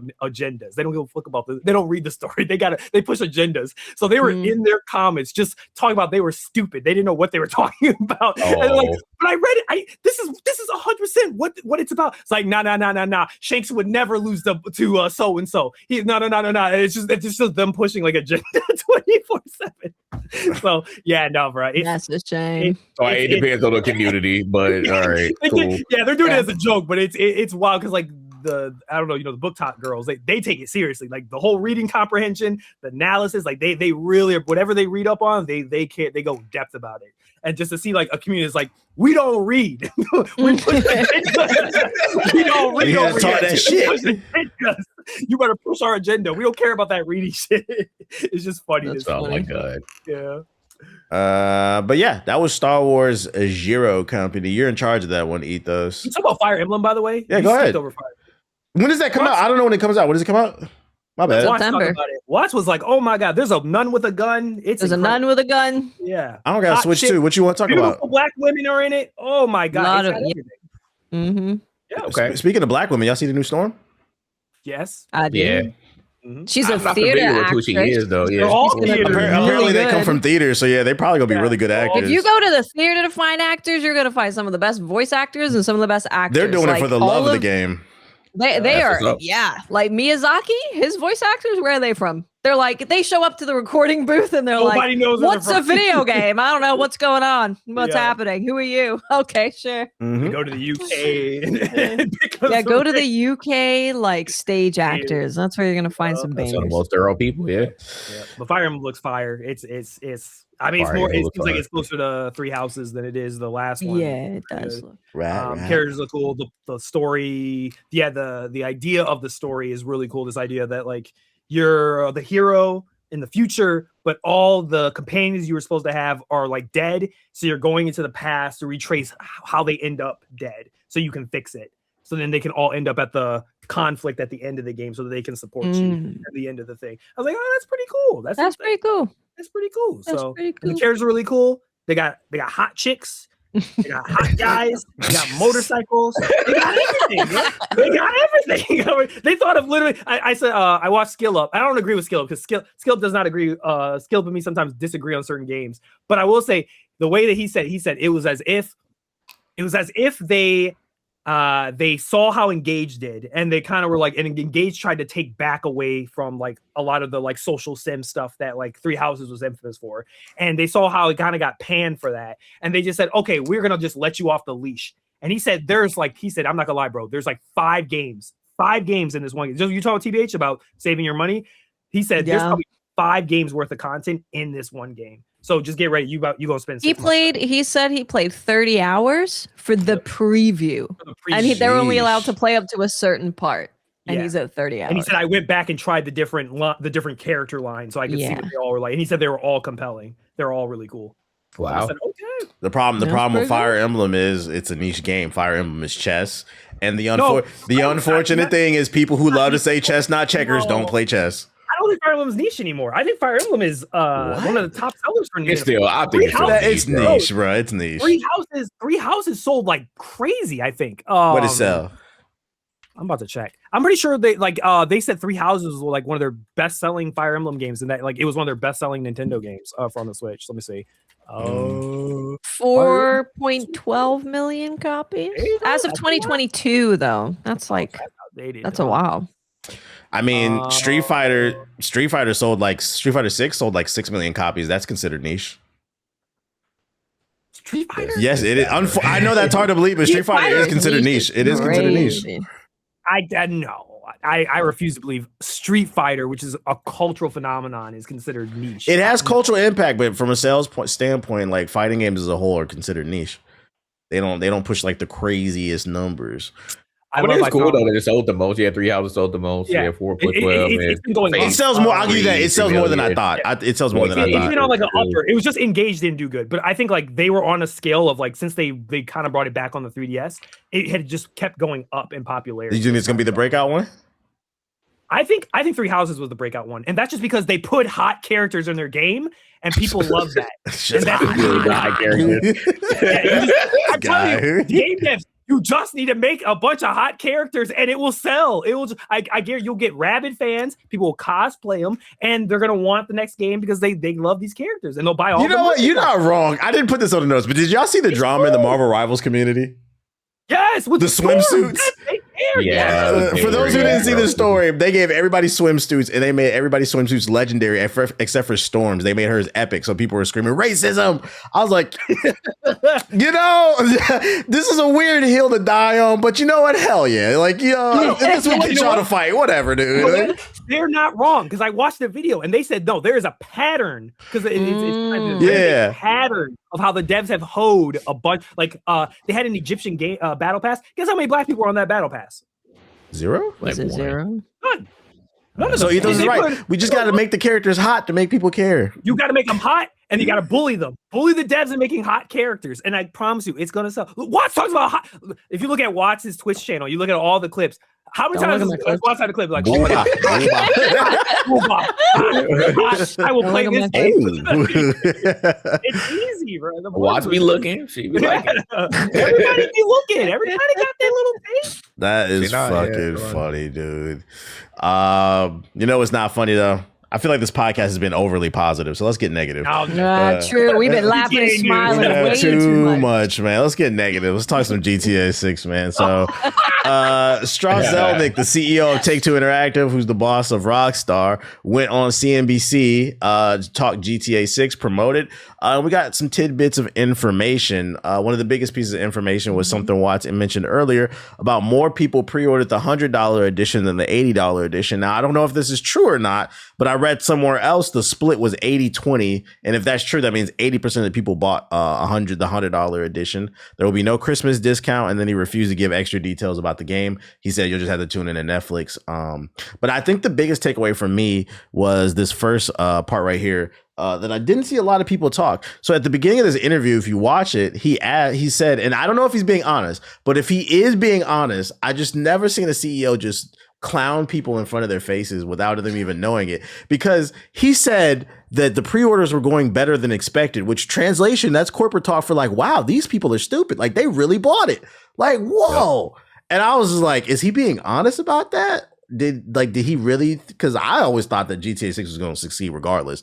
Like people are on that, but I was like, I wonder if that's how they actually feel. Because if they are, they kind of playing in y'all face. But are we shocked that the $100 edition is the best selling version? I'm not shocked. It's the complete version. It's the thing that, I mean, a lot of companies do it, right? Where they're like, I'll get the deluxe edition and play early. It's like, well, that's the price of the game. It's not the cheaper one that's the price of the game. Like that's the price of the game. And that's GTA is more egregious with that because it's $100 versus $80.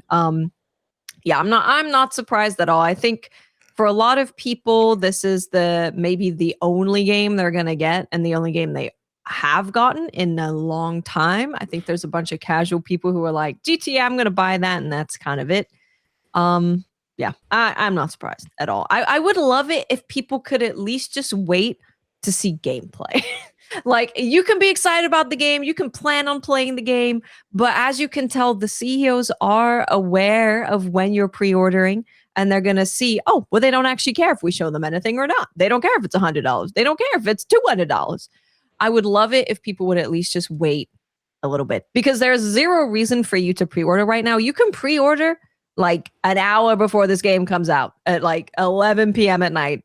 Before it comes out, get the pre-order bonus, and you are not missing out on anything. So that's not surprised. Just wish people would wait. What do you think, Jay? Yeah, I find it hilarious that like the Take-Two CEO is going on a press run right now, because do you really need to sell this game? You don't. Like, you don't need to sell this game. So I find it utterly hilarious that he's going on a press run and like is talking about the game. Not surprised that people folded and they bought the $100 edition. They pre-ordered it. Not surprised that they said their pre-order sales are going above expected. They also said, not on this CNBC video, but in another article when he's speaking to someone else, they also said that they could have charged whatever amount that they wanted for the game, but they felt like $80 was great value for the game.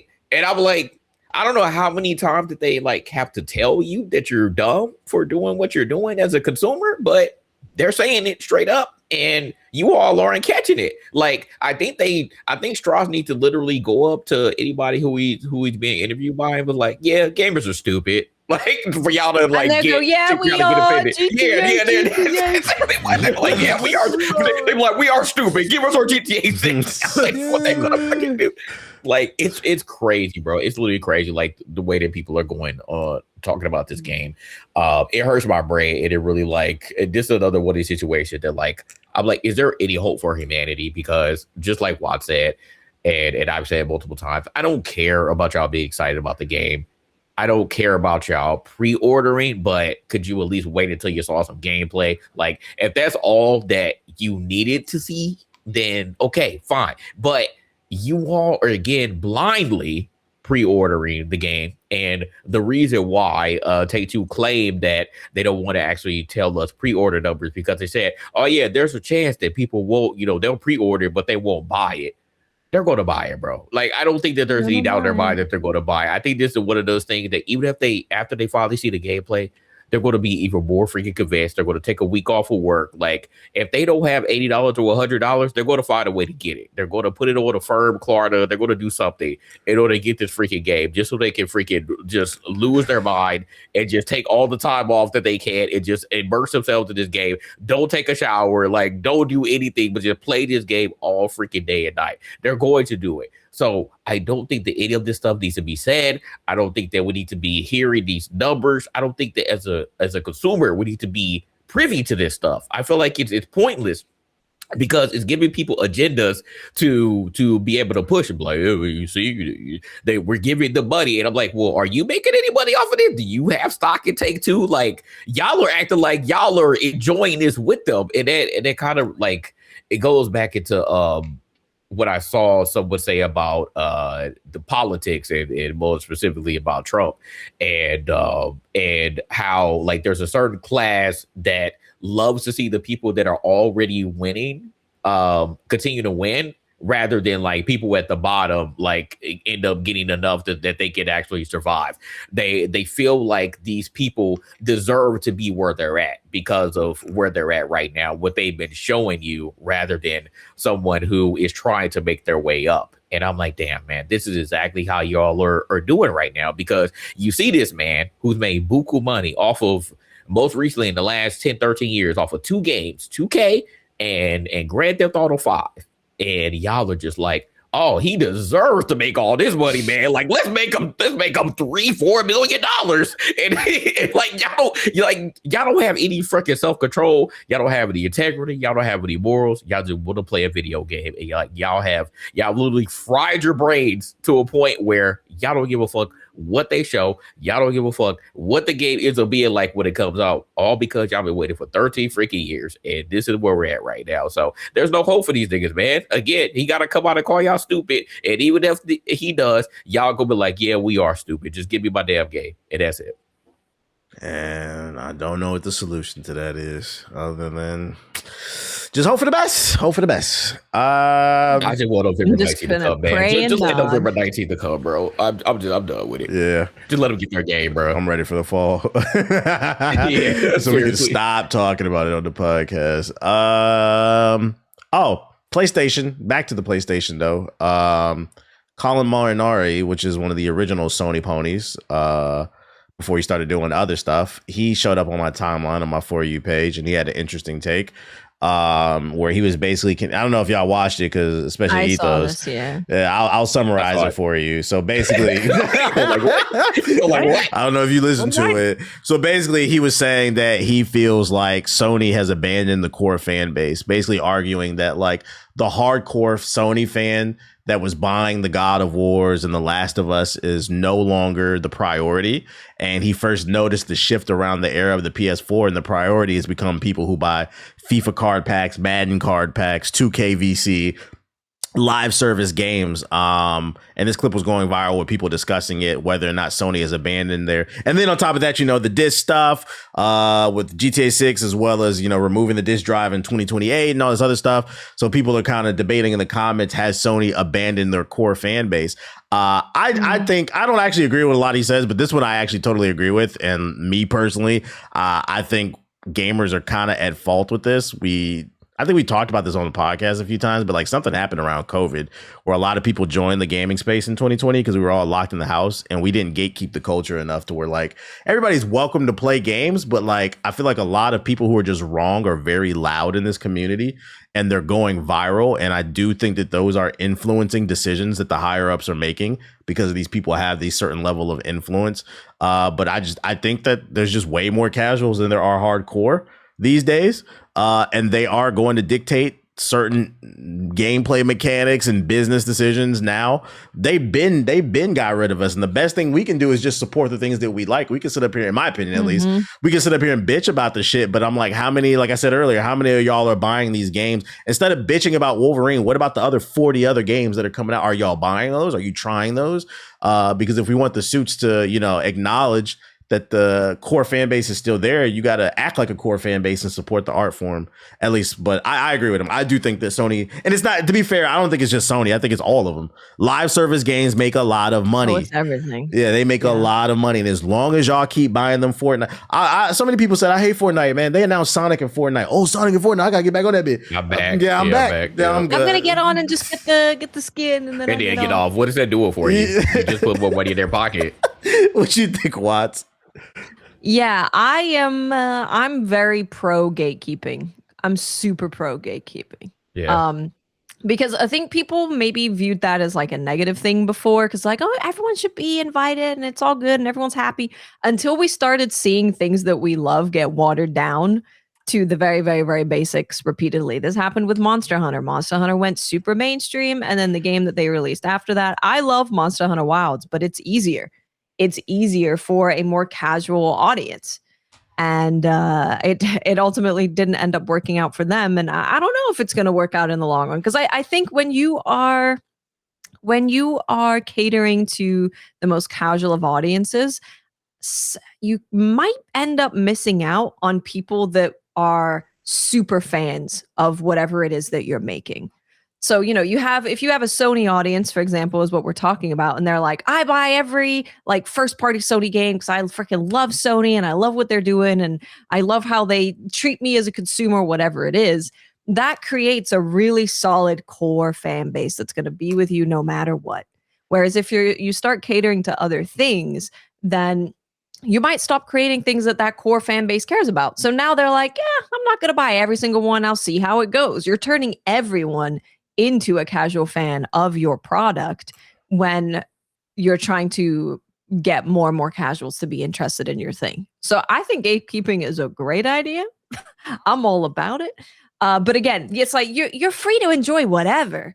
But I just don't know if it's super smart for the long run and the longevity of things to go after casual audiences, because they're not going to be ride or die. They're going to be there if it's what they want and not there if it's not. Jay, what you think? Yeah, I think that there's some validity to this. I saw some people mention exclusives being one of these reasons. It was like we've seen a decline of exclusive that have come out since the like PS3 era. PS3 era had like over 60 games. PS4 had like 40 to 55, and right now the PS5 has like 20 plus. So like even the exclusives have gone down. Now I can't say that's not because like we've gone into this like multiplayer like cross play type of situation that does have some contributed to it, but also again live service game like you mentioned before, but also like again we mentioned that freaking Sony has won the console wars for at least like a couple of eras now, so a lot of people have the PS4 the PS5 as their default console as well, so they're going to purchase all those multiplayer games, which again are those live service or annual games on there too, and yeah, they're going to buy the game and they're going to buy all the DLC and they're going to buy all the microtransactions for those games too. So it's a lot of that contributes to how Sony feels. They're like, oh yeah, well, we're the default console, everybody buying all these other games. They're not really caring about the exclusives. Therefore, we probably don't have to make as many. Or again, we're now in the situation where people are getting laid off left and right. So now you're just like, well, those studios or those people that used to make these games aren't around anymore. So yeah, it's a lot of that. I feel like it's a combination of things. But yeah, overall, I do agree. And this again goes back to what I said before. Sony doesn't care about y'all. And I think that y'all just let them off the hook so many times. Y'all thought that they could do no wrong. You thought that they did care about y'all. But now you're finding out that they're just like any other company, any other corporation. They don't care about you. All they care about is a dollar bill, and all they see you as is a dollar. So take it or leave it. Right? Is like what you're saying, JG, is like these companies, you're not the customer. The shareholders are the customer. They need to make them happy, not you. So if you're just supporting them no matter what, then like, why do they need to try and impress you? It's the same thing as we were saying with GTA 6, where people are like, yeah, I'll pay whatever. You need to start. I'm a ride for my Sony. Work for your dollar. Make them work for your dollar. If they're doing something you don't like, go buy the game somewhere else. Maybe you skip Wolverine. Maybe you don't get the Wolverine PS5. You have to vote with your dollar, because they're only going to appease shareholders, and if they're seeing that their shares are going up and the stocks are rising with the decision that they made, like with getting rid of discs because that happened, then why are they going to care about you if you're giving them money anyway when their stocks keep climbing? Yeah. Unfortunately, again, people like Colin have made Sony their identity, and now they're taking it even harder, because it's like, damn, I've been a Sony pony for decades. Like, this is all I've truly cared about. Like, I play so many games. I look at my gamer score. Like, you remember when he was crying because just the concept of a PlayStation or Xbox or a Nintendo only podcast is crazy to me. Like, Yeah. Yeah. Do gaming. Crazy.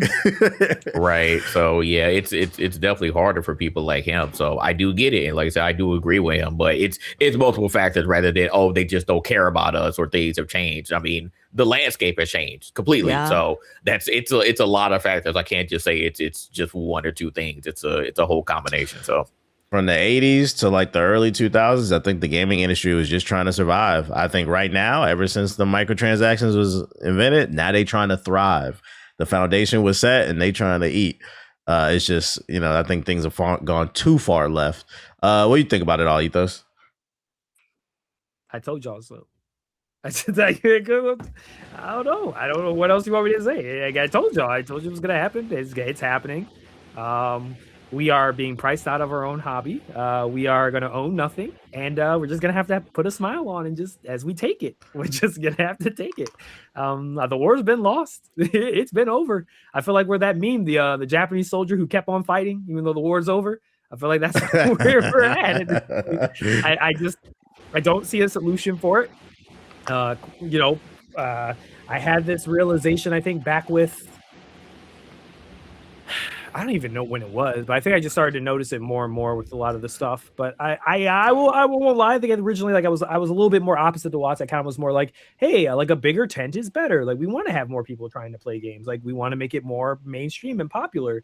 And I was thinking the positive sides of that, of course, like the pre-programming that I think a lot of people have had this idea behind, like, oh, gamers and what they are, and the stereotypes behind them. And I felt, and I really had hoped that maybe by that being torn down, it would have led to a net positive.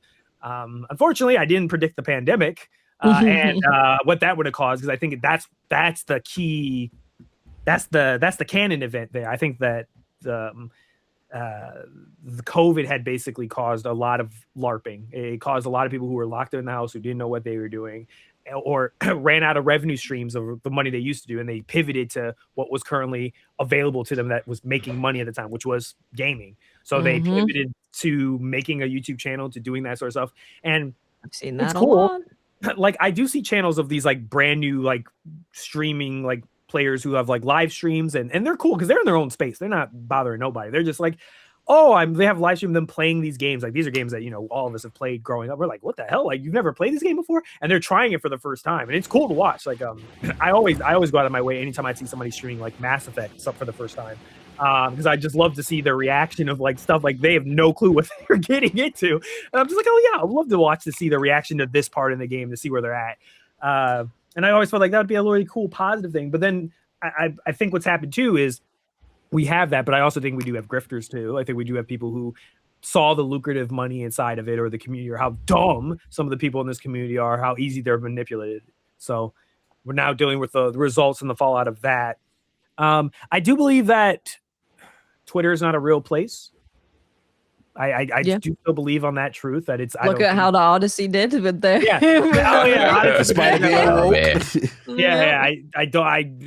I still believe that truth. But at the same time, I'm a little concerned by, unfortunately, we've gotten to this point where I feel like the vanguards that we used to have, who were relatively positive, we've gotten old and tired. And I think to the point where we've just given up, just because we're just old, we're tired, and we're tired of the dumb childish stuff. And to the point where it's just like, we just don't have the energy for it anymore. Like we used to be able to a decade ago. I don't got the energy for it now. And unfortunately, I don't think, and maybe this is how boomers feel. I feel like maybe we failed them. We did not prepare the next people who are coming after us. We did not prepare them for the appreciation for the art, or the appreciation for why we did things the way that we did them. And I kind of brought this up about like that whole idea, how I brought up how like this, like the new generation of, I explained how it killed off the essay as the gaming essay aspect. But sure. I do feel that like we kind of failed on that, because there was a new snapshot of a new generation of people coming into that space, and we didn't really set the bounds on that. We kind of just let people do whatever they wanted. And that's also where a lot of that plagiarism issue had come up, where a lot of the newer cats who are now really popular, they got thrown with plagiarism accusations because they were emulating us when we were younger, because they were younger at that time.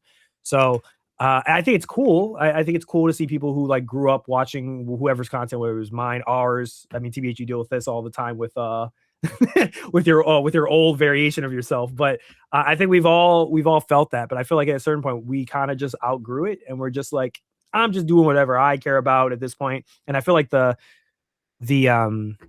gonna say integrity, but I feel like the values that we had TBH when we were like a decade ago are like kind of gone now. Like I feel like we realized we kind of like the game, like how the game's played. We realized that hard work doesn't matter. We realize putting effort and quality in your stuff doesn't really matter. You kind of realize that like the algorithm is what dictates all, and that you know that the lowest common denominator and the lowest hanging fruit is it's just gonna work. Yeah, I always say on stream, like I get really annoyed when people be in the chat like, oh, you should work with this person, or GI should collab with this person. And I always say, hey man, I be extending, I be trying. First of all, I'm not gonna beg especially no grown man. I'm not gonna beg no grown man for nothing. But two, I always say, do y'all ever stop and think, how come none of these people ever asked to collab with me? Like, why doesn't it go both ways? And that's kind of like what you were talking about when you were saying that, like, you know, it's an integrity thing, it's a clout thing. If you can't do nothing for these people, like, they don't care. Like, it's less about the game and the actual game. And I feel like we actually genuinely love this shit versus other people. They love attention and money, and that's okay. That's okay. But I think it does affect the art of gaming as a whole. Like, you can find a happy medium, I think. Which is it is what it is. Depressing conversation. Yeah, see, you just said what I said. It is what it is. Like, Well, you can always tell when you're watching someone if they like are a gamer and they love it. And honestly, it's pretty rare actually. There's not many people that I watch, especially larger creators that I watch, and I'm like, damn, they really just love what it is. They're excited about it. They're excited to share it. They're talking about it. They're having in-depth discussions about stuff. It's not many. It is rare, yeah. I'd say even like our generation, like when we were like, you know, into the YouTube, whatever it is, I feel like our generation who's still there, but I feel like a lot of them like feel like they lost the light in their eyes. Yeah, I don't think I think it became God, oh man, I feel so bad for him. Speaking of that, Drifter. I seen he's sick. I seen, yeah, I saw that. Man. I'm really like that was like the top of that, but like I can tell even with him outside of like his sickness, but I just like you can tell like with like Drifter, even like I imagine like a lot of the old like Call of Duty like people who are like at the top of the world at this point, if they're still doing it now, you don't see a light in their eyes anymore. Oh, no, they're drones at that point. They're zombies. There's nothing there anymore. It's just a cycle. It's just a recycle. Yeah, it's just a paycheck. It's just they're only doing it because it's just all they've been doing for years. Like you can't get out of it. And you're not gonna go back to a regular job. Back when it was like the Wild West, back when it was the Wild West, like it was this like new thing, right? Like everyone was trying to figure it out. Everyone was collabing, trying new stuff. But now, like it's like no, the pattern has been set, and now you either get aboard and you move the cog for the cycle, or you get left behind. It sucks. Ding, ding, ding, ding, ding. You're buying $100 games, so this is where we are.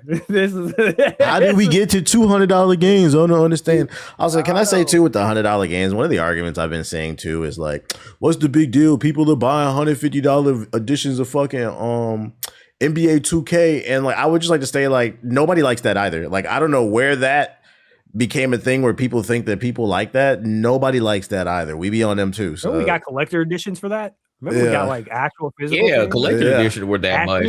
But you collected something. You got something tangible with it. You didn't get digital currency. All that stuff behind the like and watch. Yeah, the stuff you collected. Yeah, it's stuff you get. The only time I was saying, bro. The only time that 2K was worth that $100 edition is when it came with NBA League Pass. When they got rid of that, I was like, why are y'all buying this shit? Because I was like, that's a nice little discount for it. But I was like, yeah, right now, nobody like that. Nobody want to pay that for just to play the game. Yeah, someone really tried to well actually me when I talked about GTA 6. I was like, yep, y'all go. I was like, congrats, man. I'm like, this is 2026, and y'all make it take to a hell of a lot of money. And the person was like, man, all right, you over here bitching about GTA 6 and people paying $100, but they was like, but you ain't say nothing about FIFA. You ain't say nothing about 2K. You ain't say nothing about Call of Duty. I said, somebody tell this thing about me. I was like, dead ass, bro. was like, somebody please tell this man about me, because I was like, well, actually, I've talked about every single one of those games. Did it? On videos and on my podcast. I was like, so you talking to the wrong person. I'm not some random out here who just are talking about stuff. I hate So I was that like, on Twitter. I hate how people like literally generalize you because they don't like your opinion. Yep. They think, oh, well, you're, you weren't here, blah, blah, blah. It's like, I've been here. I've been in them trenches long before you was around. It's because they don't engage with this. About? They don't engage with this side of gaming. They only engage with the They side. don't. I feel like a lot of the content is what Kendrick say, like it's to like it's superficial, or it's to like dumb you down or like to sedate you or whatever. Like it's a lot of that shit.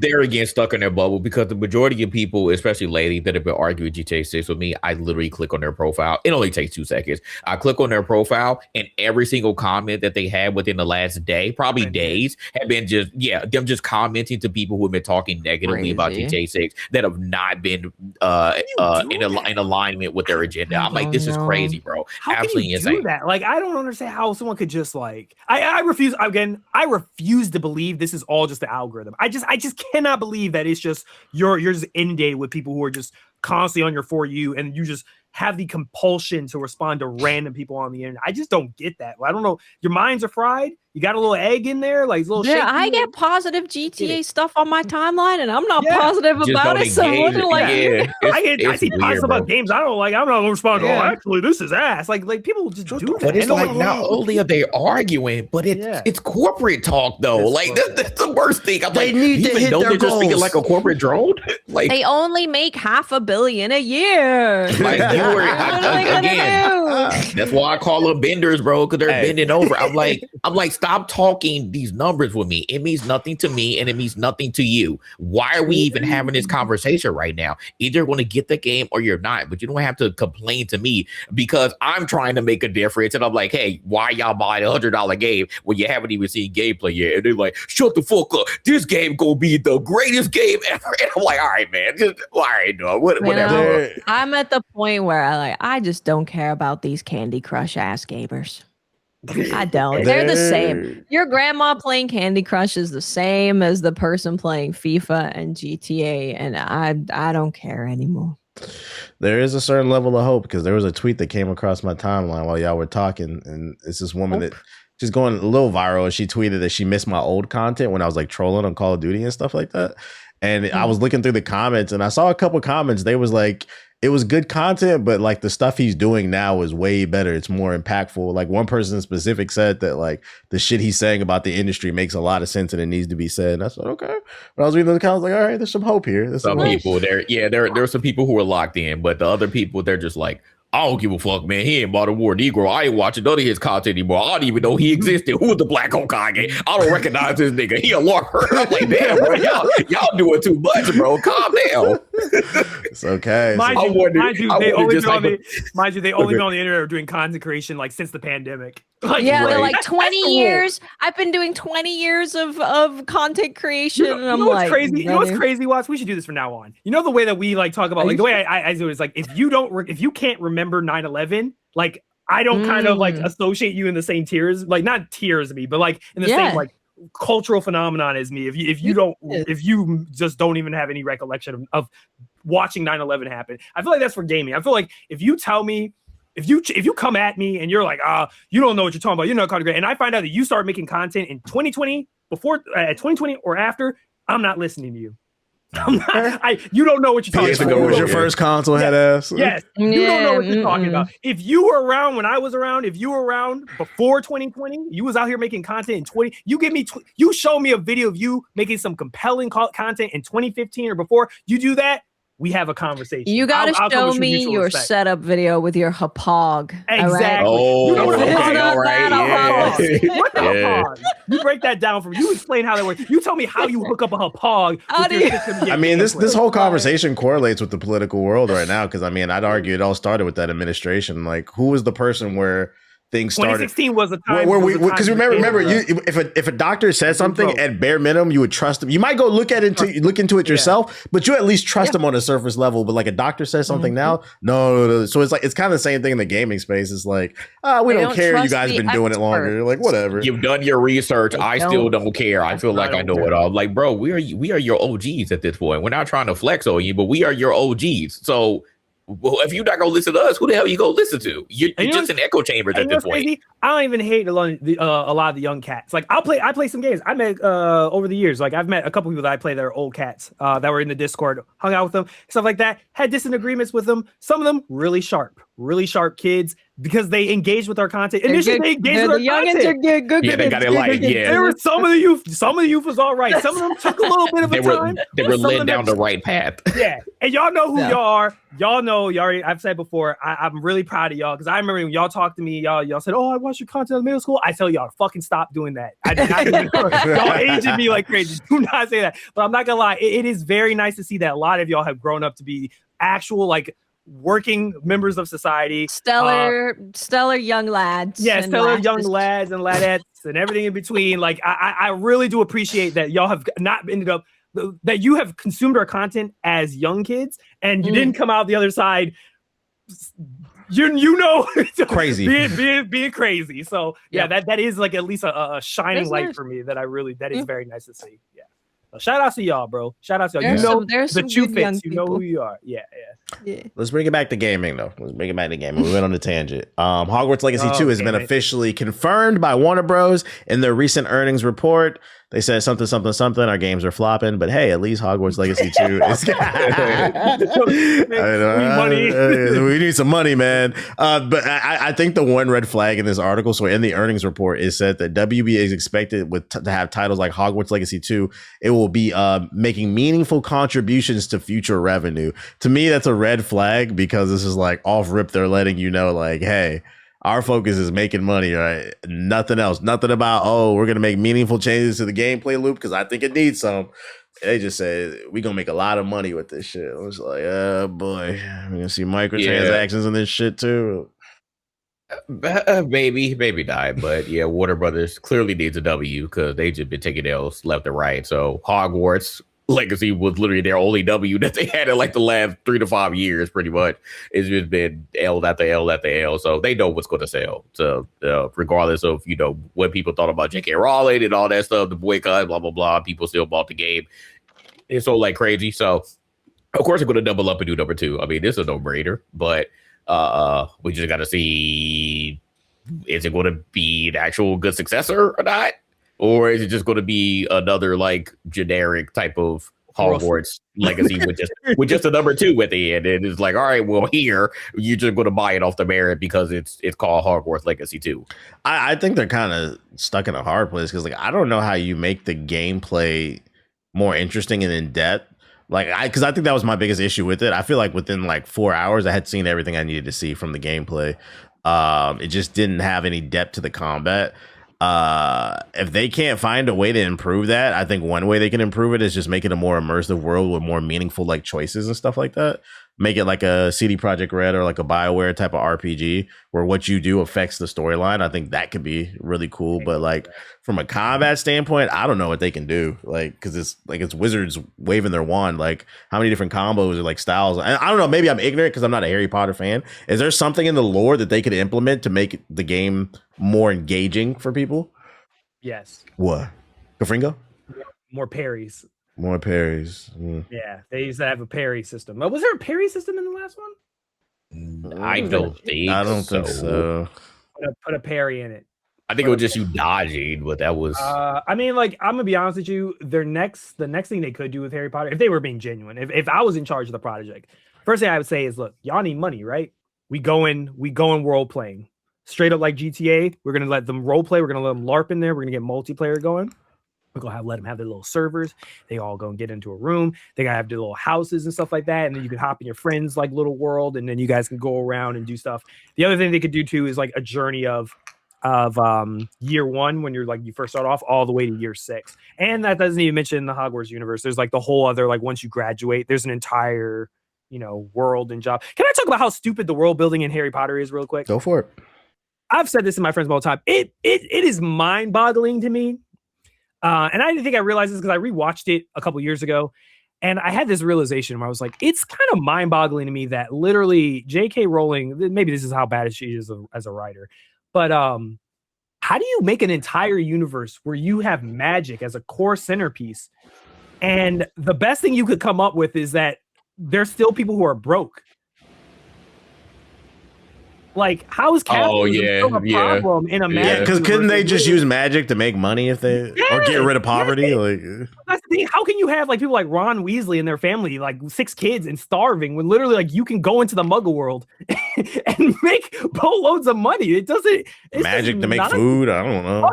Also, if you have all that power of the magic, why didn't they not make a better society? How did they just make a replica of already the existing like flawed world when you literally have magic? Somebody might argue the human element because people are greedy and evil. Yeah, true.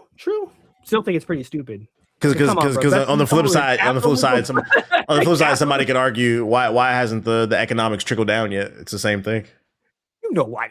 Because people are evil, so it's the same concept. Somebody probably go to come to the comment section who's like a super Harry Potter fan. They're like, oh, we had some limits or something. It probably does though. So there's strict economics. The magic isn't capable of helping blacks. Like what? Pretty much. They said wizards can't create food out of nothing. They can't multiply gold, and they can't permanently transfigure objects into valuable goods. That's strict laws also prevent business from using magic to cheat the economic system. I don't know what's true. I know that's not true. I've saw them try to do that. I know there's rules that you're not allowed to interact with the local world, but I'm pretty sure it's like, no way. If my family's starving, I give a fuck about that. Like, yeah, I'm gonna turn something into gold and give me a quick $500. There ain't no way. I wouldn't expect this game shit on the low. I wouldn't expect this game for 2 years though. Go ahead. I will say though, the timing of this with the Harry Potter HBO series, I will say that's. I got a feeling that series is about to do numbers. It's going to do an insane amount of numbers. And I feel like that, and then you tie into the game, yeah, they're probably going to make a boatload of money off of it if they time it with that. Okay. Anything you want to see in a Hogwarts Legacy 2, Watts?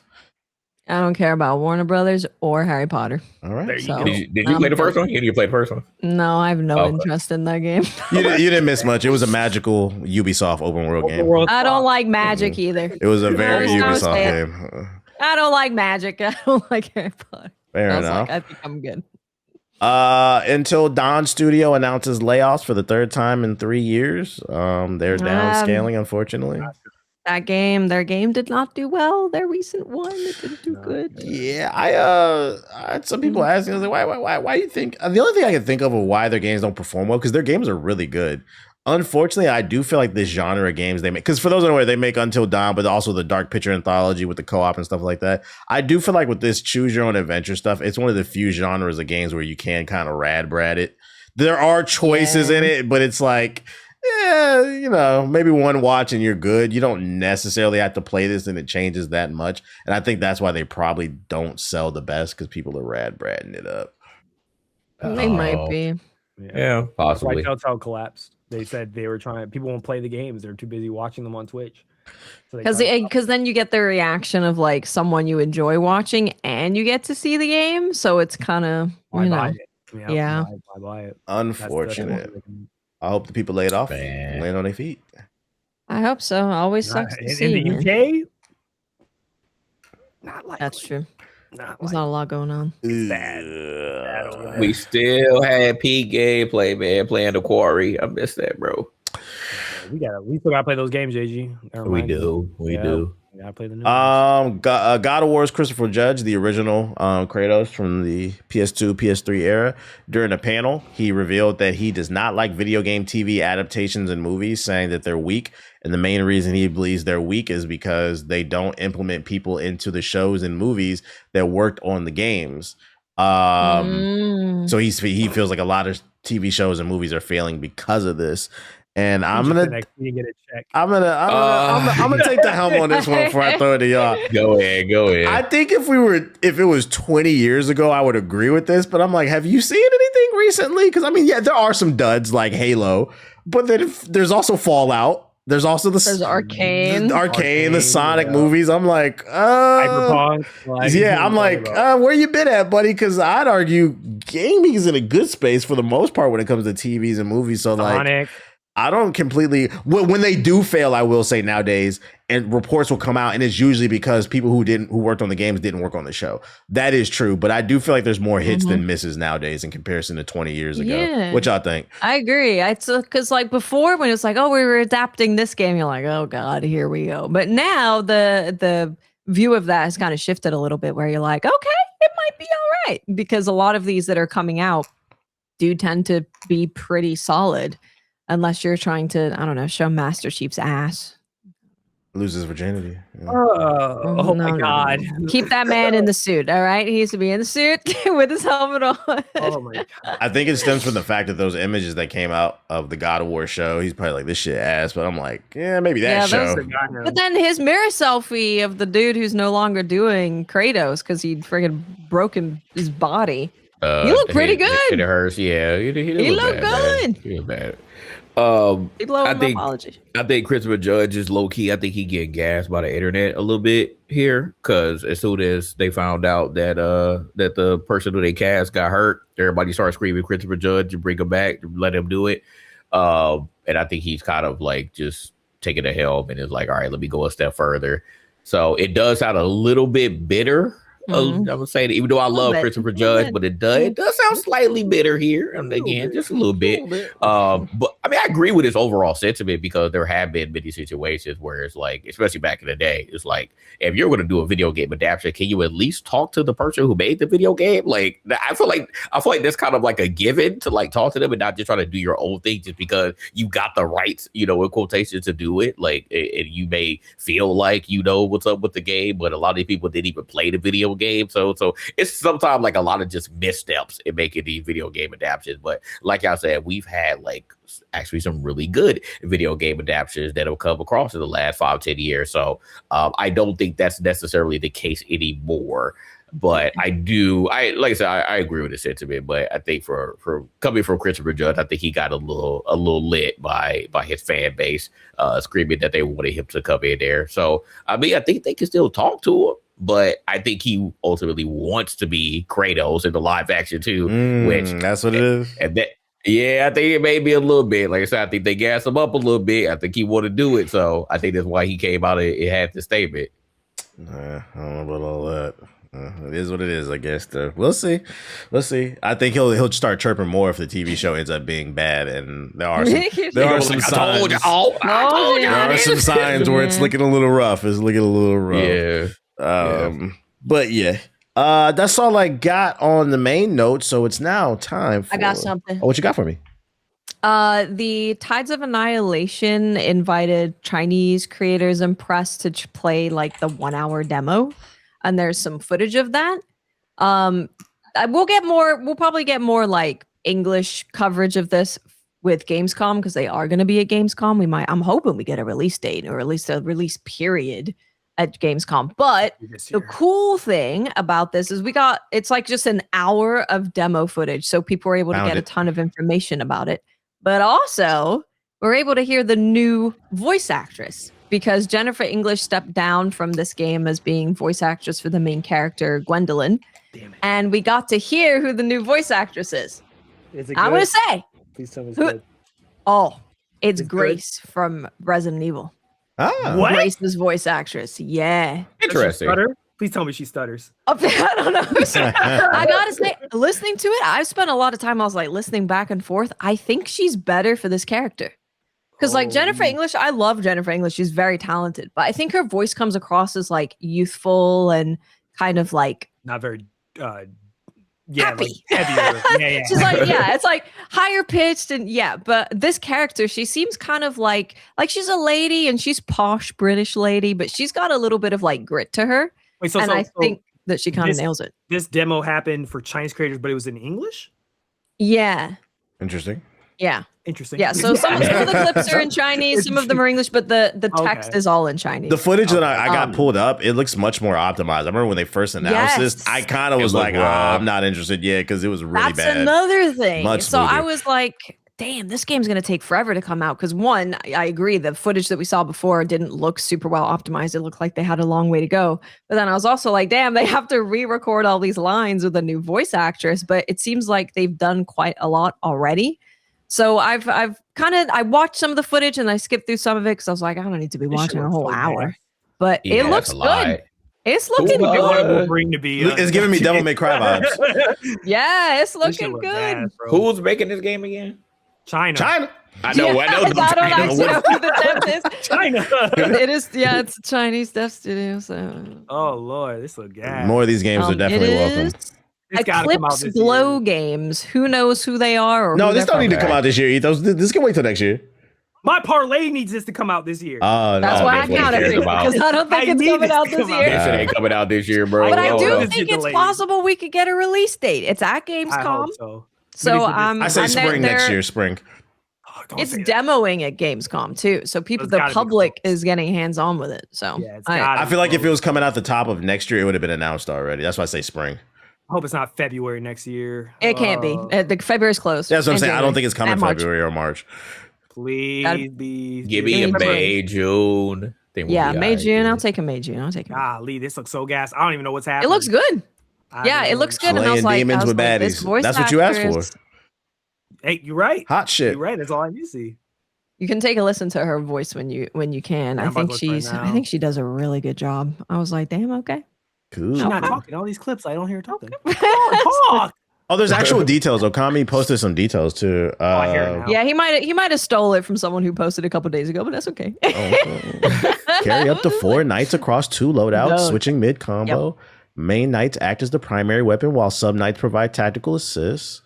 Then he has the names of the knights. Defensive abilities include perfect dodges, R1 parries, and jumping over yellow ground attacks. Aerial combat includes double jumps, air dodges, and combos that extend airtime. Build crafting potential with unique weapon perks. Talisman grants powerful passives, so it's got like a little perk system. Level design is linear, thank God. I love what probably happened. They probably freaked out and said, "Fuck, we don't have Jennifer English anymore. How are we gonna get Game of the Year now?" And they said, "That Requiem game was pretty good, right? Had a woman in it, right? Let's call her." Yeah, it's saying I know linear. they work with I'm getting Jennifer. God of War vibes, old school God of War vibes. That's what I'm getting. Kind of. Yeah. Did I they can use see that. Jennifer English as a mocap actor? They use her face. It kind of I looked like her. don't know. think so. I It know doesn't Jennifer look English like did her. help them pick a new voice actress. So Yeah, It, did a it good job looks with that, too. similar to her, but maybe not. Guan Yu is Gwendolyn's mentor. You know. Oh, about that her? fire! I love Yeah. you, bro. Yeah. This shit fire.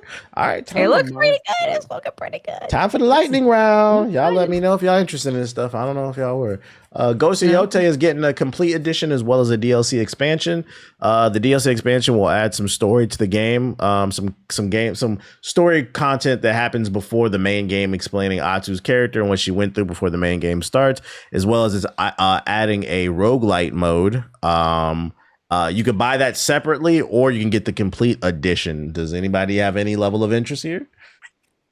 Slightly. I'm real sad about me and Yote. I didn't love Yote. I didn't like Atsu as a character. I didn't like the writing. I was really sad. I love Tsushima so much. Going back to the Wolverine conversation, that's why I'm confused at the response to Wolverine. What's the difference between this fucking game and Wolverine? Y'all love that game. Oh, no, Most of the PlayStation audience love this game. That game got slandered too. Did it? Yeah, I think everything's getting slandered. Yeah. now, I remember unless the it's Go Woke Chinese. crowd was going It's at gotta be a Atsu, Chinese but I remember game. when the game came out, people thought it was they solid. kept saying, they kept saying, remember that whole, they kept trying to push about, Colin got into an argument about this, was like the whole idea of like, it's not selling. Nobody's buying this game, bro. It's not selling the copies it needs to. It's under. And then they kept saying it made a bunch of copies. Oh my god, it sold a lot. It's a lot. And they kept trying to make all these excuses about why it didn't sell a lot. It wasn't a good sequel. And they kept complaining about Jin. We want Jin. We want Jin. That was the whole thing. The whole night. They were saying we want You Jin. said we a want complete Jin. edition coming out October 1st, though. Yeah, it's gonna be. It's October DOA. 1st, Yeah. Yeah, it's good for me, bro. But yeah, I mean, it's whatever. On PC. That probably is when it would have dropped on PC. I know, but they're not gonna. They don't like the PC. My So- PC money dirty. They got to That's control a waste themselves. of money, bro. You know that shit was built for. I'm gonna put PC. Atsu in a bikini. They don't want her over there. I don't want her, man. Yeah, they said she was ugly. They wanted, and then all of a sudden they start acting like they love Jin, and they was like, Jin should have got a proper trilogy. I'm like, y'all know y'all ain't giving two shits about Jin. Come on now, y'all love the They game, but don't. y'all did not like Jin like that. It's about Jin could have been a Sony mascot. I don't think there was I enough. remember There was enough story for Jin to even have a trilogy. Like I don't think. I think that one He did game what he was was supposed enough. to do. Yeah, What else was he supposed to do, dog? he defended the island. Like, all right. Saved his people. It was like killed 300 years later. Yeah, Jin still could have been in there.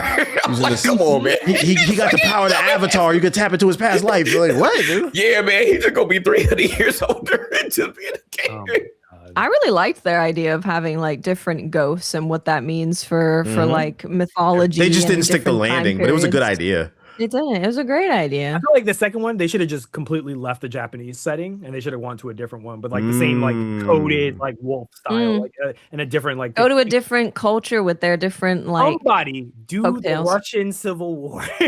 Somebody do a Russian when the Russians were basically killing off everybody and they was killing off a bunch of rich people. You should do that. Assassin's Creed tried it and it was really cool, but they didn't fully flesh it out. That would have been a The perfect, Ghost of like, West Virginia has a ring to it.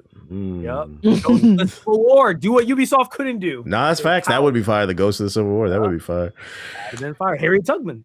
Oh man, no. Absolutely not. Is she not a We wolf? gonna get a Kanye mission too. We gonna get a Kanye. I could have saved more people if they knew they were slaves. Like, all And right, she bro. gets some aerial combos. Hey, there's No, hey, sir. you know, there's a Harriet Tubman Demon Slayer. Yeah, there's a manga. Yeah. Oh, bringing me a manga book. What? Yeah, Harriet Tubman Demon Slayer. Look it up. It's real. Oh my god. Oh, I heard no. it's fire. I planned on buying it. I just Yeah. hadn't bought it. Yeah, I heard it's fire though. Yeah, it's pretty good. I read the first one. I'm so down.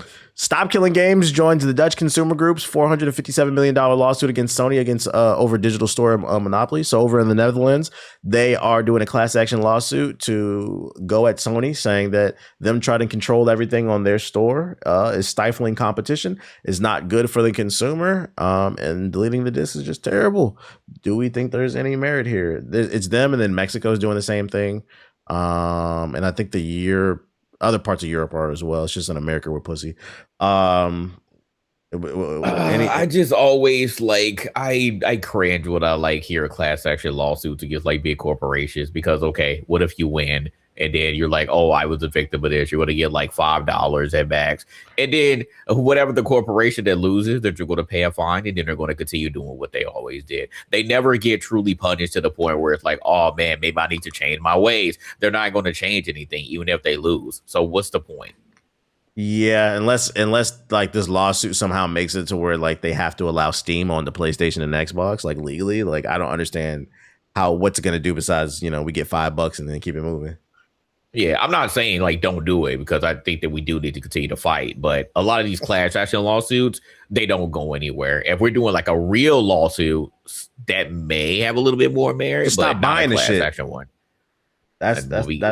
solution. These niggas don't have any self control, bro. It's great. They don't have any self control. Yeah, I'm for people putting up a fight, even if nothing comes from it. I think it's good to keep it in the conversation. A little moral victory. Yeah. There's a new way to finesse Steam out there. Battlefield 6 player with over 400 hours on the game reported to Steam that they removed the key game modes that he bought the game for, which includes Squad Deathmatch and King of the Hill. And after 400 hours and $110 later, Steam refunded his game. And So that's a rare dub, man. Yeah, people we wonder. Maybe you can get a refund, TBH. Yeah, you said my game keep crashing. Actually, you know what? Maybe you should try. Maybe I might have to try that real quick. You're like, you know what? Hey, they removed that Squad Deathmatch, man. That made me really mad. Can I get my money back, bro? I think this is really cool. I'm not mad at it, and this is the way it should be. If he really did pay for these specific modes, and he's like, I can't play it. I respect the fact that they granted it. I want to see more stuff like this. Yeah, because that just doesn't happen. I'm not saying that Steam isn't, they're not Sony now, where you just say, all right, what you about to get? You can't get a refund no matter what if you played it even 1 minute. But this is a rare one because it's like, damn, like I'm not saying that his argument wasn't valid, but that just seemed like something that any corporation would just scoff at and be like, what the hell? You put $400 into this game, bro. And you're saying that just because they remove some modes in quick play, that you can still technically play, even though his argument was in server mode, that the lobbies were empty for some of the game modes that he did want to play, that I need my money back. Yeah, they'll just laugh at you. Be like, hell no. But he got his money back. So like I said, shout out to him. Finesse is a finesse. GTA 6 Netflix extended look could be 3 episodes. Actually, never mind. There was an update. Never mind. This has been debunked. Fuck it. Never mind. This is an old article anyway from 13. All right, well, fuck it. All I know is that Netflix do be spamming me about GTA. Anytime you load it up, it's in the background. It's on the front page. Jesus. That's interesting. I actually haven't seen it, but then again, I haven't been on Netflix that much lately. So I load up on my phone, background GTA. Let me do it right now. I'm gonna see. I haven't been on it because I don't have it. You know, I know the corporate drones for the GTA fans. They like, who don't got Netflix? Me. I don't have it. I'm not paying for that shit, bro. I stopped paying for it last month. I ain't got it now. You can now stream PS Plus games to the Steam Deck without owning a PS5. Incredible. Yeah. No, it's the first one. They said really Field of Dreams with my first one. Field of Dreams was my second one, and that's what I went to. Maybe it's based off of what your phone hears you say. It's definitely curated. So if it's curated, I just watch true crime. So I guess GTA they say is watching more of a gamer than be on Netflix. Jeffrey Dahmer, give her a GTA trailer.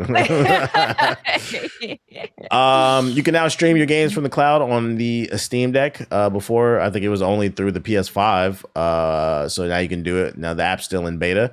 It's called Asobi Remote Play, but for all my Steam Deck users out there, it continues to get better. If you're interested, I have a Steam Deck. It's funny, those I laugh at this because we've been doing this since day one, baby. But it's fine. They made it a little easier for y'all now. I ain't buying this shit. I'm waiting for the Steam Deck too, and then I'm gonna pretend like I'm gonna get that too. Still not it don't matter though, because I ain't buying this shit. We told y'all don't get that PS Portal, but y'all went out and got it. Hard-headed. $200, and then Sonic joins Fortnite. I mentioned that earlier. Does anybody care? Well, clearly the people that watch it should care. They voted, so. I don't play Fortnite, so even if they put my favorite thing in Fortnite, I'm not gonna. What am I gonna do with that? They're doing collabs with every freaking body. Who's not in Fortnite at this point?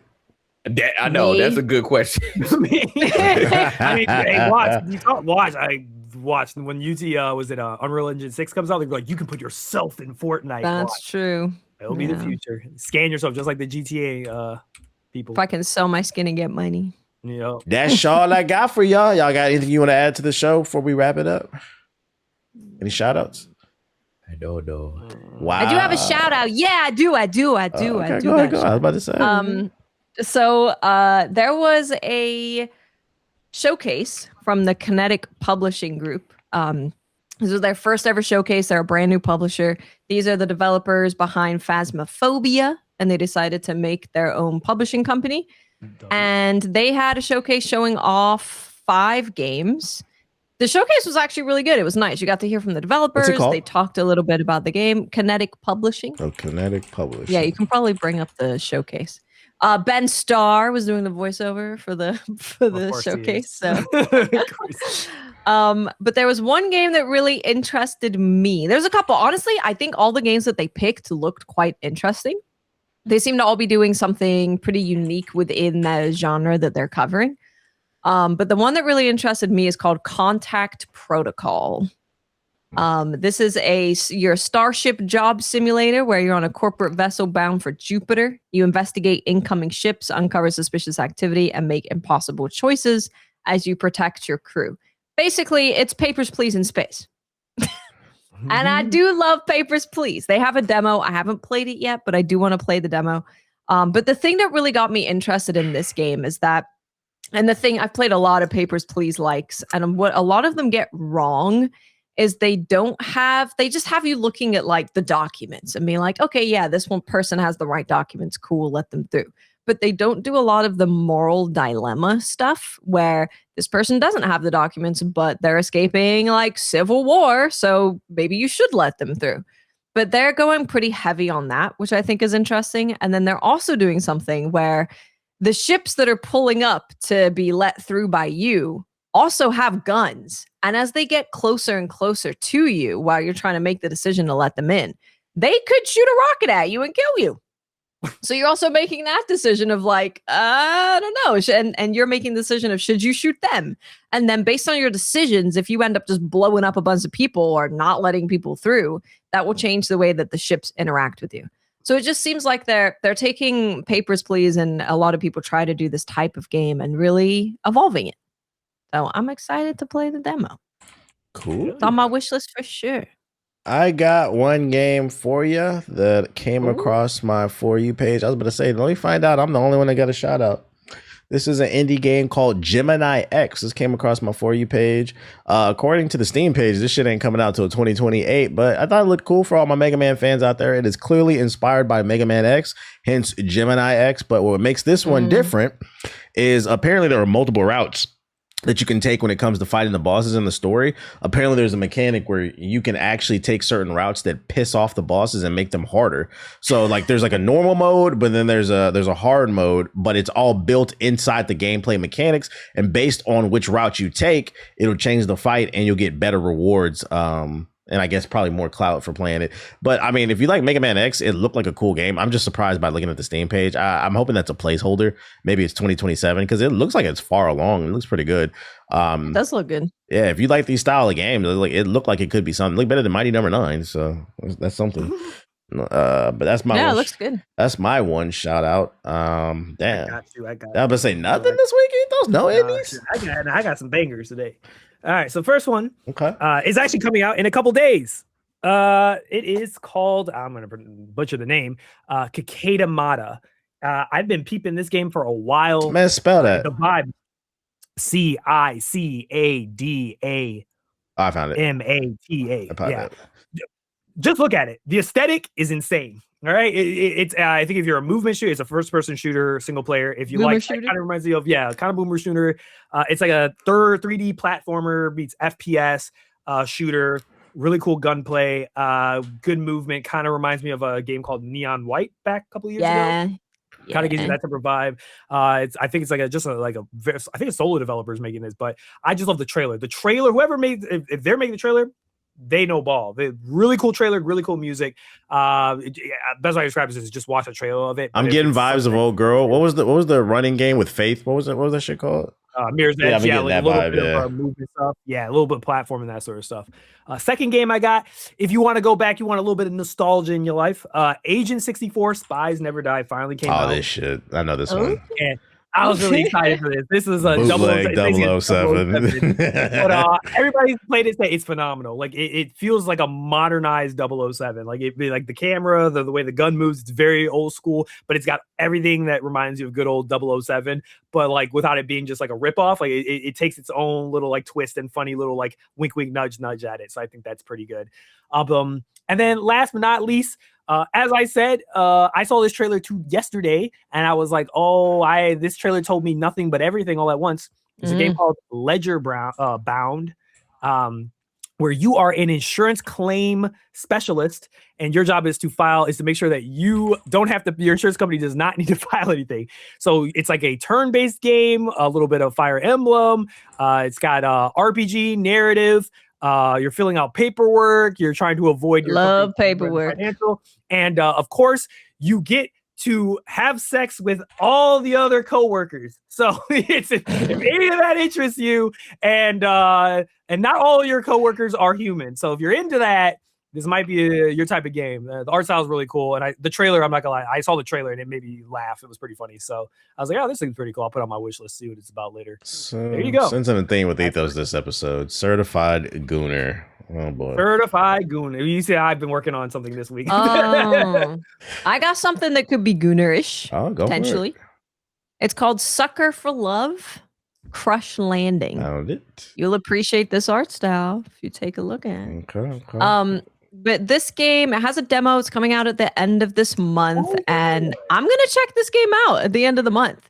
So it looks all cute and like old school anime style, but your love is a Lovecraftian horror, and it gets a little weird and creepy. So yeah, I really love the art style. I appreciate that it's fully voiced, so that's always love to see that. But it has like disturbing body horror and stuff as well. So it looks cute and nice and anime, but then it's also a little messed up, I think. It's a little messed up. So yeah, I thought that one looked cool. I'm definitely gonna check it out. Like I love a girl the that came out of a comic, right? Yeah, she's called her name is Haley and she's a comment. I get it. Why JG ain't never got no games? Because Jay-Z don't be playing games. Come on now. Yeah, I just play what I can, bro. I'm sorry. Fair enough. Fair enough. You Fair got enough. title work. You gotta play what he got. That's fair. That's fair. Well, that is all I got on the show notes. And we got a lady here. So, ladies first, what's your closing statement for Game and Illuminati episode 203? I think it was 203. Yeah, 203. I think so. Yeah. I What? think so. If you want to see every video game, we're going to be playing all the video games. Mortal Shell, bright and early. We're going to play it. We're going to find the BBL shell, and we're going to look at their ass a lot, probably. So if you want to see that, you can find me streaming the game. But no, this week, I'm really excited. Really, really, really excited for this week. I think this is going to be the best week of the year for me, and I can't wait. And I hope everyone else can find things they enjoy. Okay. JG, closing statement for episode 203. Go. We are officially NFL season. NFL preseason has started. That boy Ty Simpson played damn near perfect game. Got 2 tuds out there. He looking nice, man. Like I said, we didn't have a problem with picking him. We had a problem with Ty Simpson. He got 2 tuds out there. NFL preseason. Touchdowns? Yeah, I thought you said 2 tugs. Whoa. No, touchdown. Oh, God. The non-ball nowhere, thinking it's something sexual. Look at him. Anywho. Like I said, we Rams fans, rambling. We didn't have a problem with picking him. We had a problem with picking him in the first round. We could have waited a little bit, okay? But he looking nice, man. He might be the eventual successor to Matthew Stafford. But I'm excited about this season, man. Excited about this season. Y'all still have Stafford, or I haven't checked in? Of course, yeah. We still got him. I thought he knows where he was leaving. He still got at least another year in him, you know. Okay, he said he about to run him back. Yeah. Seahawks picked up someone from the Lions. Yeah, they did. They picked up the problem child. Yeah, they picked up the kidnapper. Yeah. I'm gonna tell y'all, he's cool kid. I met him one time, but I'll flip for y'all. Y'all got that, bro. Yeah, y'all got that. Y'all gonna need that, bro. He might kidnap and put on the enemy team. I pray the Seahawks suffer. Try to see none of that. So go ahead. I want him to kill y'all from the inside. Oh. No, not actually kill y'all, but no, I want him to just go ahead and dismantle the whole organization from the inside. That they're like, yeah. So can he just come like try out a little bit? Charges, right? Well, we take him to Seattle, the opposite side of the country. Maybe the cops won't get to him. Maybe because he was actually arrested. Did you have any Hard Knocks too? So I've been watching. Fair, I don't condone what he did, but I understand why he did it. I understand why he did it. He just picked the wrong people. He did it. He got the wrong people. I say he was right. JG having this corporate picture and saying dismantle the organization looks fucking funny on the recording. Dismantle it all. Like an 80s villain. Ethos, closing statement, episode 203, go. In the newest season of Overwatch, they ask you, are you a diva or are you a demon? Well, I'm here to report I am not a demon. I am a diva. This guy. Demon is ass. The new character is terrible. I can't believe it. Like, they've already buffed her twice in a week since she's been out, and she's still not strong enough. They got to buff her again. She's not good, unfortunately. That's a little unfortunate, but, we'll see how it goes. You'll get there. Yeah, they'll get there eventually. And my closing statement for episode 203, I got a lot of things to say. First and foremost, I'm pushing the Avatar agenda. Avatar is better than Marvel Token. Marvel Token has no fucking neutral. The assists are OD. That's the casual bullshit. So I'm pushing the 2XKO fan. Hey, we'll dap you up on that. We'll dap you up on that. I'm pushing Avatar. I'm letting y'all know right now, especially with that PC version, Marvel Token stumbled out the fucking gate and it's got some bad energy around it. They were talking about it in the other group chat saying like, oh, who won the Marvel Token tournament as CEO? Who cares? That shit was boring. That's why nobody's talking about it on fucking Twitter. But say that with 2XKO. Everybody was talking about Avatar on fucking Twitter. Like, yeah, because it's a good fucking fighting game. I need y'all to take advantage that Marvel Token stumbled out, get that ranked, get them lobbies out, and y'all can build some momentum. Come on, yeah, shout out to Mike and Ike, man. He did his thing as CEO. Yeah, you tweeted that man 3 times. I was like, God damn, bro. Bro, because I'm a fan. I like to see people who follow me and who I fucks with win, bro. Bad. Unlike you, nigga. The fuck? Don't put nobody on. Put nobody on. Oh, that's gonna look funny with Jiggy's picture on there. The second thing I wanted to say is I forgot to say it during the shout out part, but there was a game that came out last week, August 13th. Another indie game I wanted to shout out. I think I covered it. I'm not sure, but Dust Fades. It's out on every platform.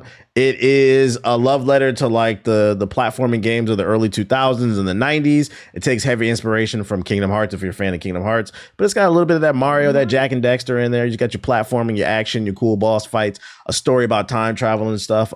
There is a free demo out right now. I believe it's on every platform. I played it on PC. The demo is meaty. It's 2 hours long. So like by the end of that demo, you're going to know whether or not you like it. So like I definitely would recommend checking out Dust Fades if you're interested in another indie game. Maybe you're balling on a budget, you only want to spend like $20. Currently it's Metacritic, the reviews came out, it's sitting at a 79 Metacritic, and then the user score is 8.6. So people are fucking with it.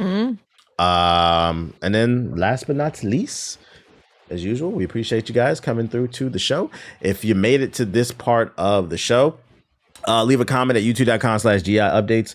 Hashtag corporate JG for his corporate picture that we have here. He will be returning to normal next week.